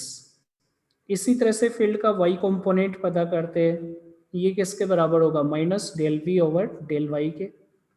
y के रिस्पेक्ट में डिफ्रेंशिएट कर रहे हो, x और z कांस्टेंट होंगे, तो ये टर्म तो आपकी कांस्टेंट हो गई, इसका डिफ्रेंशिएशन जीरो। इसको डिफ्रेंशिएट करेंगे तो ए वाई तो बाहर आ जाएगा, y का डिफ्रेंशिएशन y के रेस्पेक्ट में 1 हो गया, ये कांस्टेंट है, इसका डिफ्रेंशिएशन जीरो। इसी तरह से ई जेड पता करेंगे, ये क्या होगा minus del we over del z. अब इसको जेड के रेस्पेक्ट में डिफ्रेंशिएट करना है तो एक्स और वाई कांस्टेंट लोगे तो ये दोनों टर्म्स तो कांस्टेंट है, डिफ्रेंशिएशन जीरो हो जाएगा। इसको डिफ्रेंशिएट करेंगे तो ए जेड तो बाहर आ जाएगा, जेड का डिफ्रेंशिएशन 1। तो आपका जो फील्ड वेक्टर है वो क्या हो जाएगा, ये भी कांस्टेंट फील्ड हो जाएगा। इसका एक्स कंपोनेंट आपको पता है ये है, वाई कंपोनेंट ये है, जेड कंपोनेंट ये है। तो ये क्या आ गया माइनस ए वेक्टर। तो फील्ड वेक्टर किसके बराबर होगा, माइनस ए वेक्टर के बराबर होगा। तो देखिए इसमें कोई भी डाउट है तो पूछ सकते हो।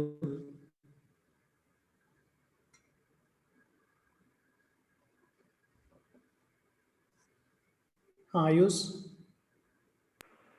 सर ये जो एक्सप्रेशन हमें गिवन है सर, हम इसमें पार्शियली डिफरेंशिएट कर सकते हैं बोथ साइड्स। किसको? Sir v is equals to a vector dot r vector को। पार्शियली डिफरेंशिएट तो किया है, यहाँ पे एक्स के रेस्पेक्ट में पार्शियली डिफरेंशिएट किया है v को। Yes sir. सुशांत, सर हाँ बोलिए। सर अगर ए वेक्टर एक कांस्टेंट है तो सर गिवन इक्वेशन को क्यों नहीं डिफरेंशिएट किया? नहीं आपका आवाज क्लियर नहीं आ रहा है, सर आप एक बार, हाँ बोलो। सर आप क्लियर आ रही है? हाँ अभी आ रही है, आपने शायद दो दो चीजें खोल रखी हैं तो मेरा आवाज भी आपका वो आ रहा है। दो दो डिवाइस ऑन किए हुए हैं आप, एक बार या तो चैट के अंदर टाइप कर दीजिए, ज़्यादा बेटर होगा।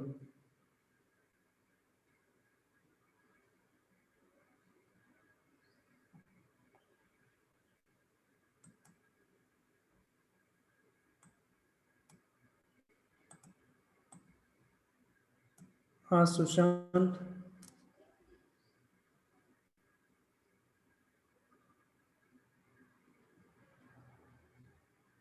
आपने शायद मोबाइल और टैब दोनों ऑन किए हुए हैं, उसकी वजह से वॉइस मेरा भी रिफ्लेक्ट होके आ रहा है।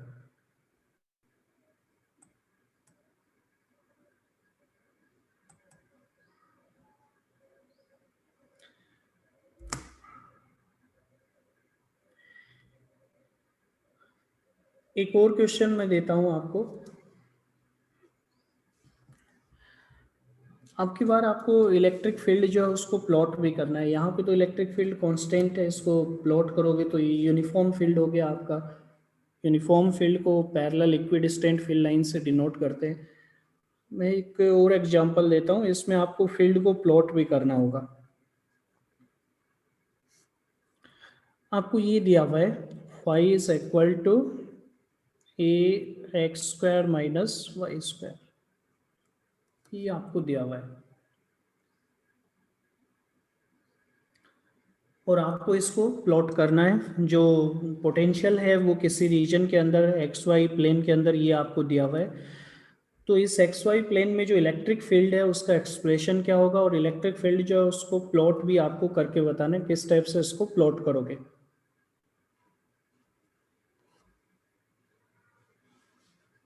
किस टाइप से करेंगे इस प्रॉब्लम को।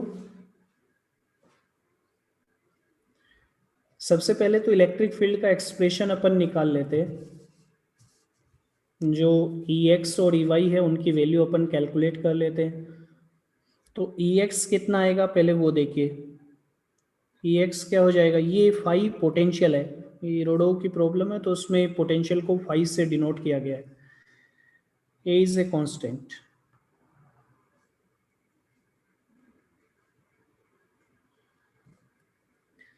किसी रीजन में पोटेंशियल फील्ड आपको ये दिया हुआ है एक्स वाई प्लेन के अंदर, तो एक्स वाई प्लेन में जो इलेक्ट्रिक फील्ड है उसका एक्सप्रेशन निकालना है और इलेक्ट्रिक फील्ड को प्लॉट करना है।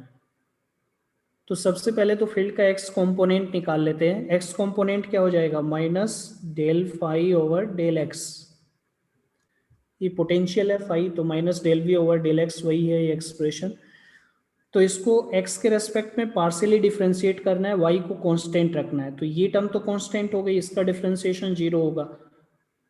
तो a तो आपका बाहर आ जाएगा, एक्स स्क्वायर का डिफरेंशिएशन क्या होगा 2x, ये आ जाएगा आपके पास।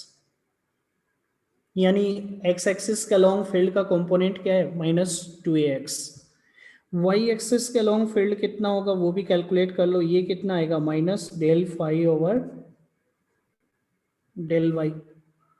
तो माइनस ये जो a है ये तो आपका कांस्टेंट है, बाहर आ जाएगा डिफ्रेंशिएट करते वक्त। एक्स स्क्वायर का डिफ्रेंशिएशन 0 हो गया क्योंकि ये कांस्टेंट है, जब y के रेस्पेक्ट में डिफ्रेंशिएट कर रहे हैं तो इसको कांस्टेंट लेंगे। माइनस वाई स्क्वायर को डिफ्रेंशिएट किया तो कितना आएगा, -2y। तो आपके पास फील्ड जो है वो ये आ जाएगा, e vector is equal to -2ax i cap plus 2ay j cap. Field का एक्सप्रेशन तो ये आ गया। अब अगर इस फील्ड को एक्स वाई प्लेन में प्लॉट करना है, फील्ड लाइंस जो है वो प्लॉट करनी है, तो किस टाइप से प्लॉट करेंगे? कोई बता सकता है किस टाइप से फील्ड लाइंस को प्लॉट किया जाए?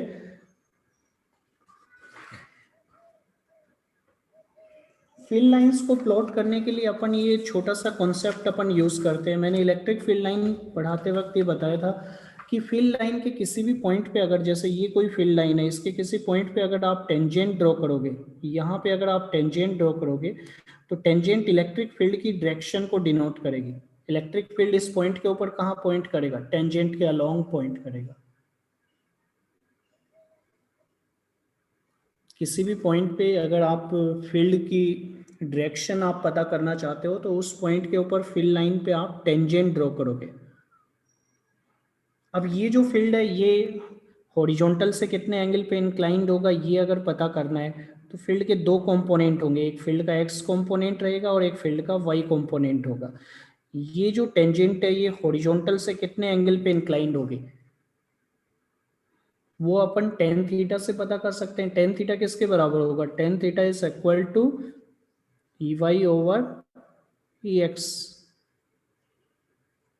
यानी यहाँ पे जो टेंजेंट ड्रॉ करेंगे वो टेंजेंट हॉरिजॉन्टल से कितने एंगल पे इंक्लाइंड होगी, थीटा एंगल पे, where tan theta is EY/EX। Tan theta क्या होगा, स्लोप ऑफ टेंजेंट, जिसको आप क्या लिख सकते हो, del y/del x। स्लोप आपकी क्या हो जाएगी, या dy/dx आप इसको लिख सकते हो, dy/dx। कोई भी टेंजेंट अगर आप ड्रॉ करते हो कर्व के ऊपर तो उस टेंजेंट का जो स्लोप है वो क्या होता है, dy/dx। तो इसको आप EY/EX से इक्वेट कर दीजिए। EY की वैल्यू तो कितनी है, 2ay। इस पॉइंट के जो कोऑर्डिनेट्स थे वो मान लो आपके x, y है, तो ये आ जाएगा 2ay/-2ax। तो इससे अपने को ये जो फील्ड लाइन है इसका इक्वेशन अपने को पता लग जाएगा। अगर मैं इसको इंटीग्रेट करूँ तो आप ऐसा कर सकते हो, y वाली टर्म्स को एक तरफ लिखो तो dy/y is equal to -dx/x। अब इसको इंटीग्रेट आप कर दीजिए। तो इंटीग्रेट करोगे, मैं इनडेफिनिट इंटीग्रेशन कर रहा हूँ। इनडेफिनिट इंटीग्रेशन अगर अपन करें तो अपने पास ये आएगा dy/y is equal to -dx/x plus integration constant c। यहाँ से ये आ जाएगा ln y is equal to -ln x plus some constant c। और यहाँ से इसको ये लिख सकता हूँ ln xy is equal to some constant c, या xy is equal to constant e⁻c होगा। तो इसको सम कांस्टेंट से इक्वेट कर सकते हैं। x into y equal to constant, ये किस चीज का इक्वेशन है, रेक्टेंगुलर पैराबोला, रेक्टेंगुलर हाइपरबोला का इक्वेशन है। तो जो फील्ड लाइन है वो आप ड्रॉ कर सकते हो एक्स वाई प्लेन में, क्योंकि ये बेसिकली किसका इक्वेशन आ गया, ये फील्ड लाइन का इक्वेशन आ गया है, क्योंकि अपन ने फील्ड लाइन पे एक जनरल पॉइंट कंसिडर किया था x, y। इस पॉइंट पे फील्ड की जो डायरेक्शन है वो टेंजेंट के अलोंग होगी, कर्व के ऊपर, फील्ड लाइन के ऊपर टेंजेंट के अलोंग होगी। तो अगर मेरे को ये पता करना है कि फील्ड जो हॉरिजॉन्टल से कितने एंगल पे पॉइंट कर रहा है तो अपन ये रिलेशन लिख सकते हैं, tan theta is equal to EY/EX। Tan theta किसके बराबर होगा, क्योंकि फील्ड जो है वो टेंजेंट की डायरेक्शन में पॉइंट कर रहा है, ये बेसिकली टेंजेंट की स्लोप हो गई, जिसको आप क्या लिखोगे, dy ओवर dx। तो dy ओवर dx की वैल्यू आपको पता लग गई है इस पॉइंट के ऊपर, स्लोप आपको पता लग गई इस फील्ड लाइन की, और वो स्लोप है उससे अपन इंटीग्रेट करके इस फील्ड लाइन जो है इसका लोकस अपन पता कर सकते हैं x y equal to constant. तो अगर मेरे को फील्ड लाइन को ड्रॉ करना है तो ये कर्व कुछ इस टाइप का रहेगा, जैसे ये आपका है वाई एक्सिस और ये है एक्स एक्सिस। अब यहाँ पे ध्यान रखना कि x y equal to constant, यहाँ पे इसमें 4 रेक्टेंगुलर हाइपरबोला आप ड्रॉ कर सकते हो, पहले क्वाड्रेंट में, दूसरे में, तीसरे में, चौथे में। जब आप ड्रॉ करोगे ये फैमिली ऑफ कर्व आपको मिलेंगे यहाँ पे इस टाइप के, क्योंकि यहाँ पे तो फील्ड लाइन जो है वो अपने को ड्रॉ करना है। तो जैसे ये रेक्टेंगुलर हाइपरबोला ड्रॉ कर दिया, इसी तरह से ये रेक्टेंगुलर हाइपरबोला हो गया, इस क्वाड्रेंट में भी रेक्टेंगुलर हाइपरबोला ड्रॉ कर दीजिए, ये अनोदर रेक्टेंगुलर हाइपरबोला हो गया, ये एक रेक्टेंगुलर हाइपरबोला है, ये अनोदर रेक्टेंगुलर हाइपरबोला है। तो इस टाइप का फैमिली ऑफ कर्व्स आपको यहाँ पे मिलेगा। लेकिन यहाँ पे अपन ने फील्ड लाइन की डायरेक्शन डिनोट नहीं किया है, डायरेक्शन भी डिनोट करना बहुत इंपॉर्टेंट है। तो डायरेक्शन कैसे डिनोट करेंगे, यहाँ पे फील्ड लाइन को मैं एरो इधर की ओर लगाऊं या इधर की ओर लगाऊं, ये कैसे पता करेंगे? ये अपन फील्ड का जो एक्सप्रेशन अपन ने निकाला है उससे अपन पता कर सकते हैं। यहाँ पे ए तो एक पॉजिटिव कांस्टेंट दिया हुआ था, फील्ड का एक्सप्रेशन ये आ रहा है -2ax i cap plus 2ay j cap. जैसे मैं पहले क्वाड्रेंट में देखूं तो पहले क्वाड्रेंट में x और y दोनों ही पॉजिटिव रहेंगे, एक्स वाई दोनों क्या होंगे, पॉजिटिव होंगे। तो Ex तो आपका क्या रहेगा, नेगेटिव रहेगा, क्योंकि यहाँ पे माइनस साइन है, ये नेगेटिव रहेगा x कंपोनेंट, तो y कंपोनेंट क्या होगा, पॉजिटिव होगा, ये आपका पॉजिटिव होगा। यानी किसी पॉइंट पे अगर आप फील्ड देखोगे, जैसे इस पॉइंट पे फील्ड देख रहे हो, तो फील्ड का एक कंपोनेंट तो आपका नेगेटिव एक्स एक्सिस के अलोंग पॉइंट करेगा, एक पॉजिटिव एक्स एक्सिस के अलोंग, और नेट फील्ड आपका क्या होगा, टेंजेंट के अलोंग इधर की ओर। इसका मतलब फील्ड जो है वो किधर की ओर पॉइंट कर रहा है, इस एरो की डायरेक्शन। तो इस पे भी एरो की डायरेक्शन यही आप अप्लाई करोगे। इसी तरह से आप सेकंड क्वाड्रेंट में देख सकते हो, थर्ड क्वाड्रेंट में ये फील्ड लाइंस को ये डायरेक्शन आप असाइन करोगे। तो इस टाइप से आप इलेक्ट्रिक फील्ड जो है उसको प्लॉट कर सकते हो। एक छोटा सा एग्जांपल मैं और इस पे देना चाह रहा हूँ, ये भी हिरोडो का ही है। रुसिल कुछ पूछना चाह रहे हो, पूछिए। सर ये ग्राफ सिर्फ फर्स्ट और थर्ड क्वाड्रेंट में नहीं बनेगा सब? हाँ, जो ग्राफ है ये सिर्फ फर्स्ट और थर्ड क्वाड्रेंट में नहीं बनेगा? सिर्फ थर्ड कोऑर्डिनेट, थर्ड इसमें फर्स्ट बनेगा, और थर्ड? सिर्फ वेस्ट में बनेगा। क्यों? एक्स और वाई तो आपके नेगेटिव भी हो सकते हैं, पॉइंट इधर भी लोकेटेड हो सकता है। ठीक है सर। अब ये देखिए, ध्यान दीजिएगा, एक सर 1 मिनट, इससे पहले वाला एग्जांपल दिखा दीजिए।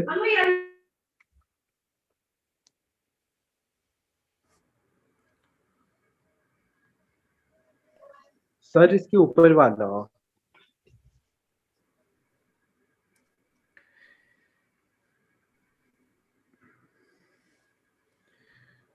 इसी का जो बी पार्ट है आपका, इस क्वेश्चन का जो बी पार्ट है वो मैं आपको बता रहा हूँ, ध्यान दीजिएगा। इसमें भी आपको फील्ड भी ड्रॉ करना है। जैसे आपको ये दे दिया है, phi is equal to, phi potential है, किसी रीजन में पोटेंशियल फील्ड आपको दिया हुआ है, A is a positive constant, A is positive constant. आपको इस रीजन में इलेक्ट्रिक फील्ड का एक्सप्रेशन पता करना है और इलेक्ट्रिक फील्ड को प्लॉट भी करना है।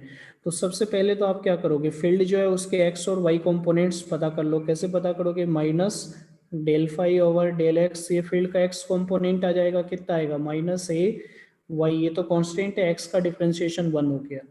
इसी तरह से आप ई वाई पता करो, ई वाई क्या हो जाएगा minus del phi over del y, ये कितना आ जाएगा माइनस ए एक्स आ गया।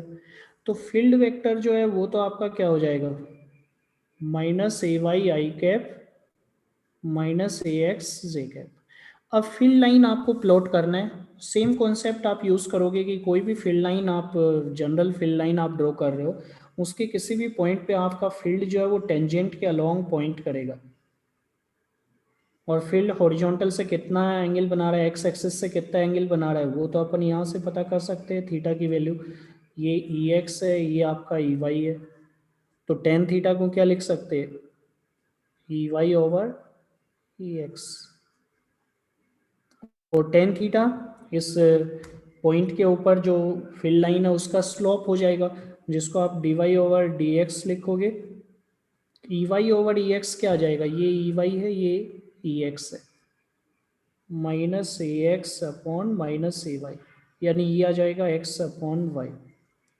क्रॉस मल्टीप्लाई कर लो, इसको लिख लो वाई डी वाई, ये आ जाएगा एक्स डी एक्स, और अब इसको इंटीग्रेट कर दो, इंडेफिनिट इंटीग्रेशन कर रहा हूँ तो ये आ जाएगा Y D Y integration X D X plus integration constant C, तो ये कितना आएगा वाई स्क्वायर बाई टू, और यहाँ पे राइट हैंड साइड में एक्स स्क्वायर बाई टू आएगा, उसको इधर लिख लेता हूँ is equal to some constant C, या इसको ये भी लिख सकता हूँ Y square minus X square is equal to twice this constant सी।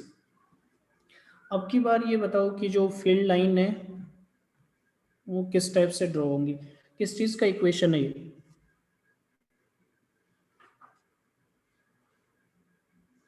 ये किस चीज़ का इक्वेशन है,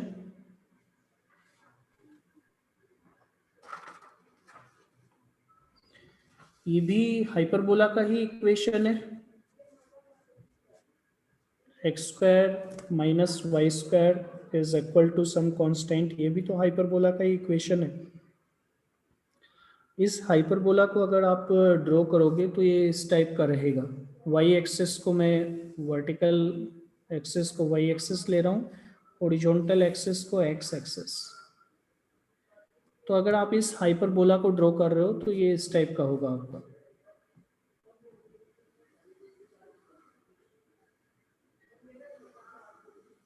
इस टाइप की आर्म्स रहेंगी इसकी।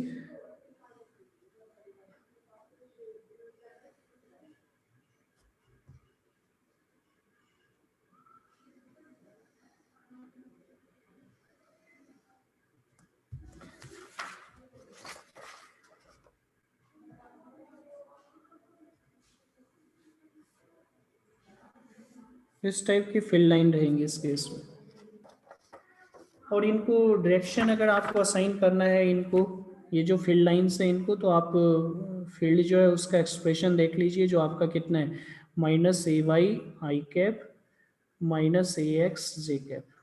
तो जैसे पहले क्वाड्रेंट में आपको देखना है तो x और y दोनों पॉजिटिव होंगे, तो ये x कंपोनेंट भी नेगेटिव होगा, y कंपोनेंट भी नेगेटिव होगा। तो जैसे किसी पॉइंट के ऊपर आपको फील्ड की डायरेक्शन पता करनी है, इस पॉइंट पे पता करना है, तो फील्ड का x कंपोनेंट भी इधर की ओर पॉइंट करेगा नेगेटिव एक्स एक्सिस के अलोंग, y कंपोनेंट भी नेगेटिव एक्स एक्सिस के अलोंग, नेट फील्ड टेंजेंट के अलोंग इधर होगा, यानी फील्ड लाइन पे डायरेक्शन आप इस टाइप से डिनोट करोगे। इसी तरह से ये डायरेक्शन रहेगी आपकी, तो इधर तो ऑटोमेटिकली डायरेक्शन आपको पता लग ही गया है।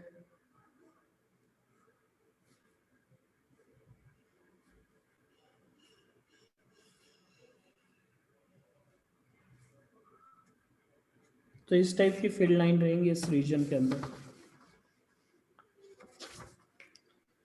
अब ये तो हो गया कि अगर आपको पोटेंशियल दिया हुआ हो तो फील्ड कैसे कैलकुलेट करना है। कई बार आपको ये पूछ लिया जाएगा कि फील्ड दे दिया जाएगा और आपको पूछा जाएगा पोटेंशियल क्या होगा, तो वो कैसे कैलकुलेट किया जाए। जैसे मान लो कि किसी रीजन में आपको फील्ड ये दिया हुआ है,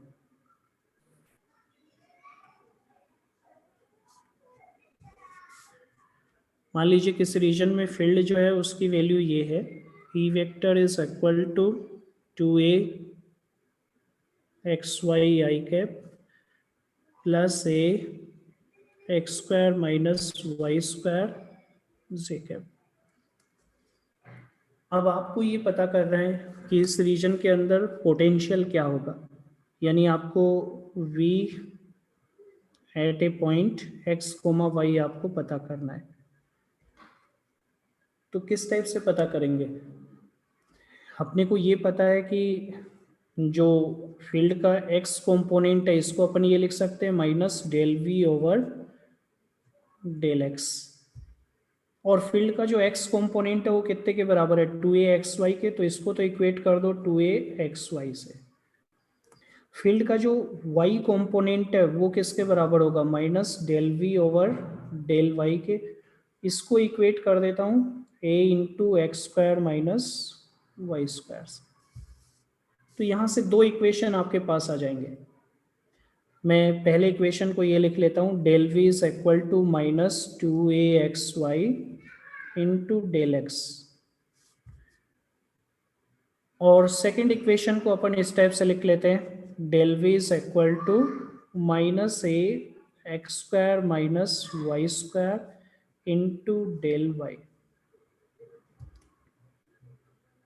अब इनको अपन इंटीग्रेट कर देते हैं, ये इक्वेशन 1 है, इसको इंटीग्रेट करो, इंडेफिनिट इंटीग्रेशन करेंगे।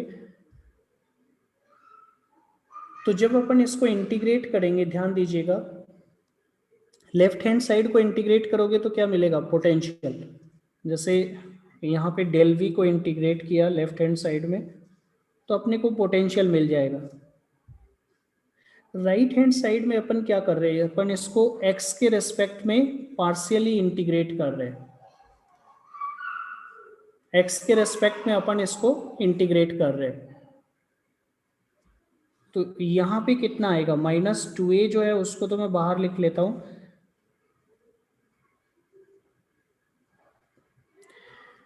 आपको जो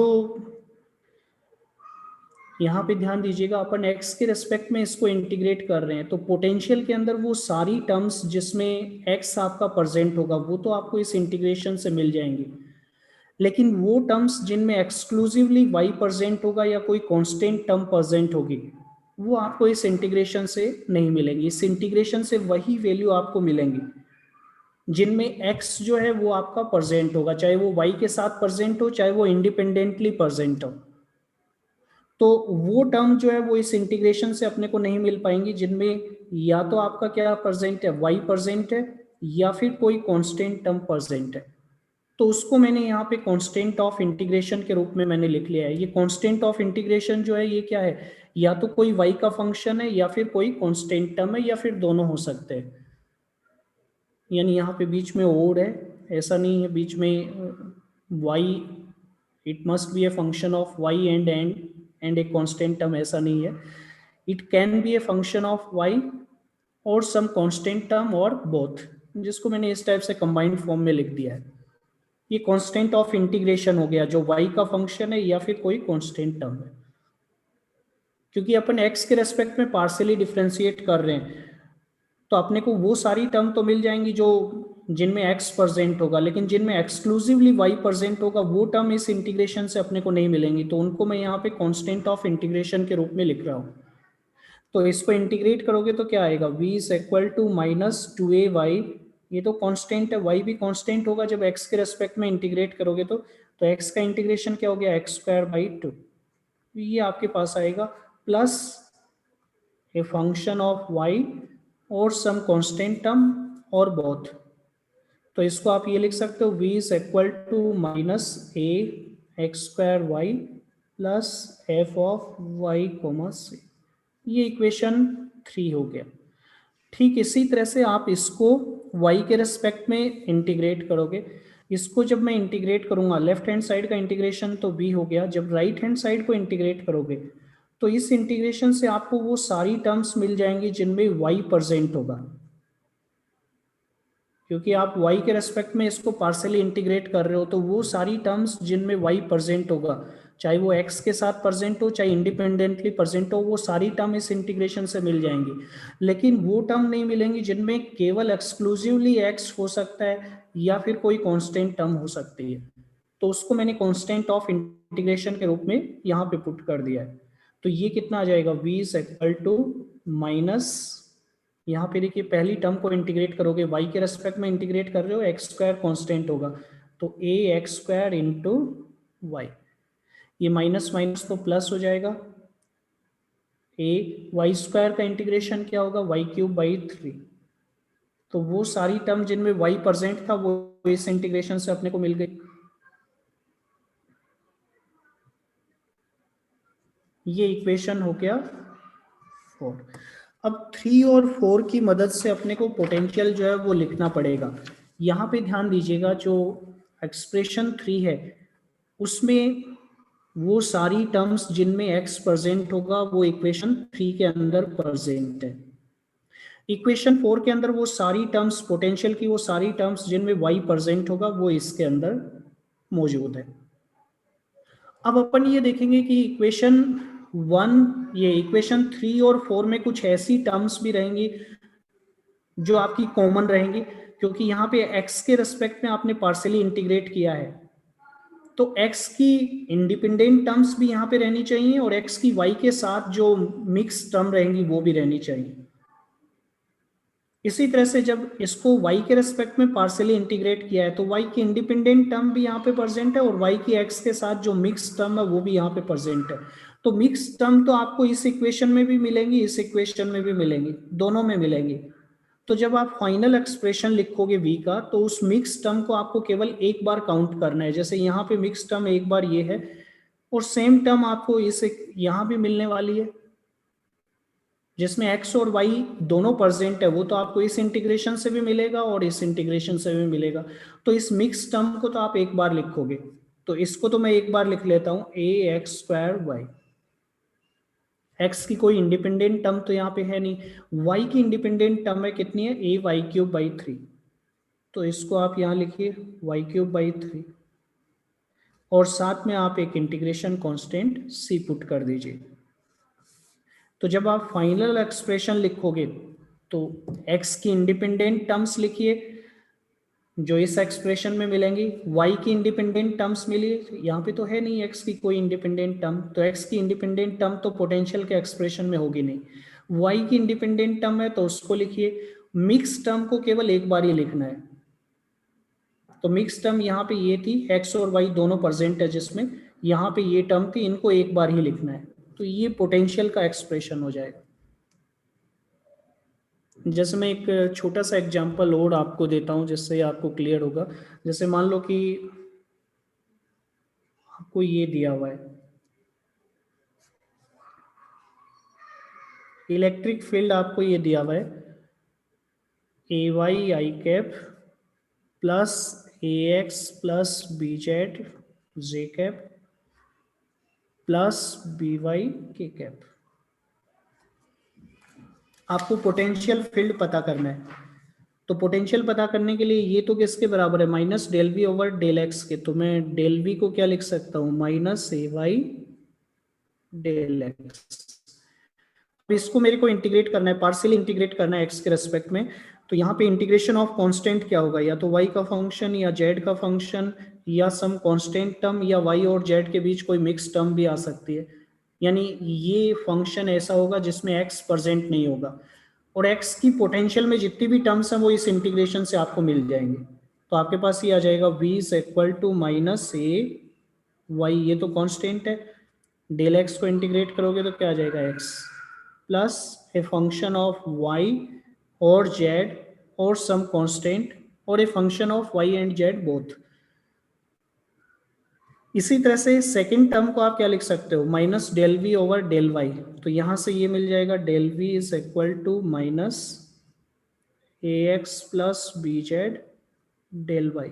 इसको इंटीग्रेट करो तो साथ में जो इंटीग्रेशन कांस्टेंट होगा वो क्या होगा, या तो x का फंक्शन या z का फंक्शन या दोनों का फंक्शन या कोई कांस्टेंट टर्म।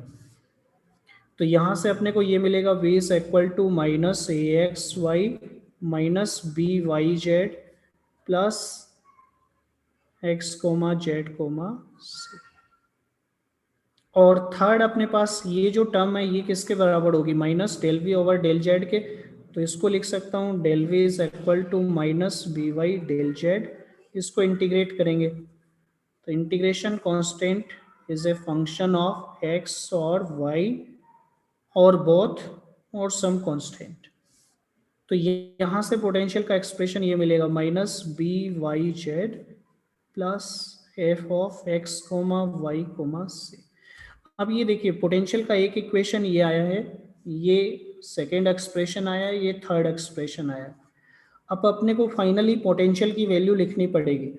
तो पोटेंशियल में वो टर्म्स जो एक्स पे डिपेंडेंट है वो तो पहले इक्वेशन में प्रेजेंट होंगी, केवल एक ही टर्म है जो एक्स पे डिपेंडेंट है और ये भी मिक्स टर्म है, एक्स और वाई दोनों पे डिपेंडेंट है। इसको लिख लीजिए। पोटेंशियल की वो टर्म्स जो वाई पे डिपेंडेंट होंगे वो यहाँ पे प्रेजेंट है। तो यहाँ पे देखिए ये तो मिक्स टर्म है, इसको तो एक ही बार लेना है, ये यहाँ भी प्रेजेंट थी यहाँ भी प्रेजेंट है, तो इसको तो एक बार इंक्लूड कर चुके हैं। मिक्स टर्म आपको एक बार ही लेना है। माइनस बी वाई जेड ये अपन लिख लेते हैं। अब थर्ड इक्वेशन देखते हैं। थर्ड इक्वेशन में ये टर्म आ रही है, ये तो ऑलरेडी अपन लिख चुके हैं, इन दोनों में कॉमन है ये, तो इसको एक बार ही लिखना है प्लस सम इंटीग्रेशन कांस्टेंट से। तो ये आपका पोटेंशियल का एक्सप्रेशन हो जाएगा। आपको मिक्स जो टर्म्स हैं जो दोनों इक्वेशंस में या तीनों इक्वेशन में प्रेजेंट हो उनको तो एक बार ही लिखना है, बाकी जो आपकी एक्सक्लूसिव जो टर्म्स हैं उनको भी आपको यहाँ पे लिखना पड़ेगा। तो इस तरह से अपन फील्ड से पोटेंशियल कैलकुलेट कर सकते हैं, पोटेंशियल से फील्ड कैलकुलेट कर सकते हैं, फील्ड लाइन जो है उनको भी अपन ड्रॉ कर सकते हैं। बाकी अपन नेक्स्ट क्लास में देखते हैं। तो यहाँ आज की मीटिंग जो है मैं यहीं पे एंड कर रहा हूँ।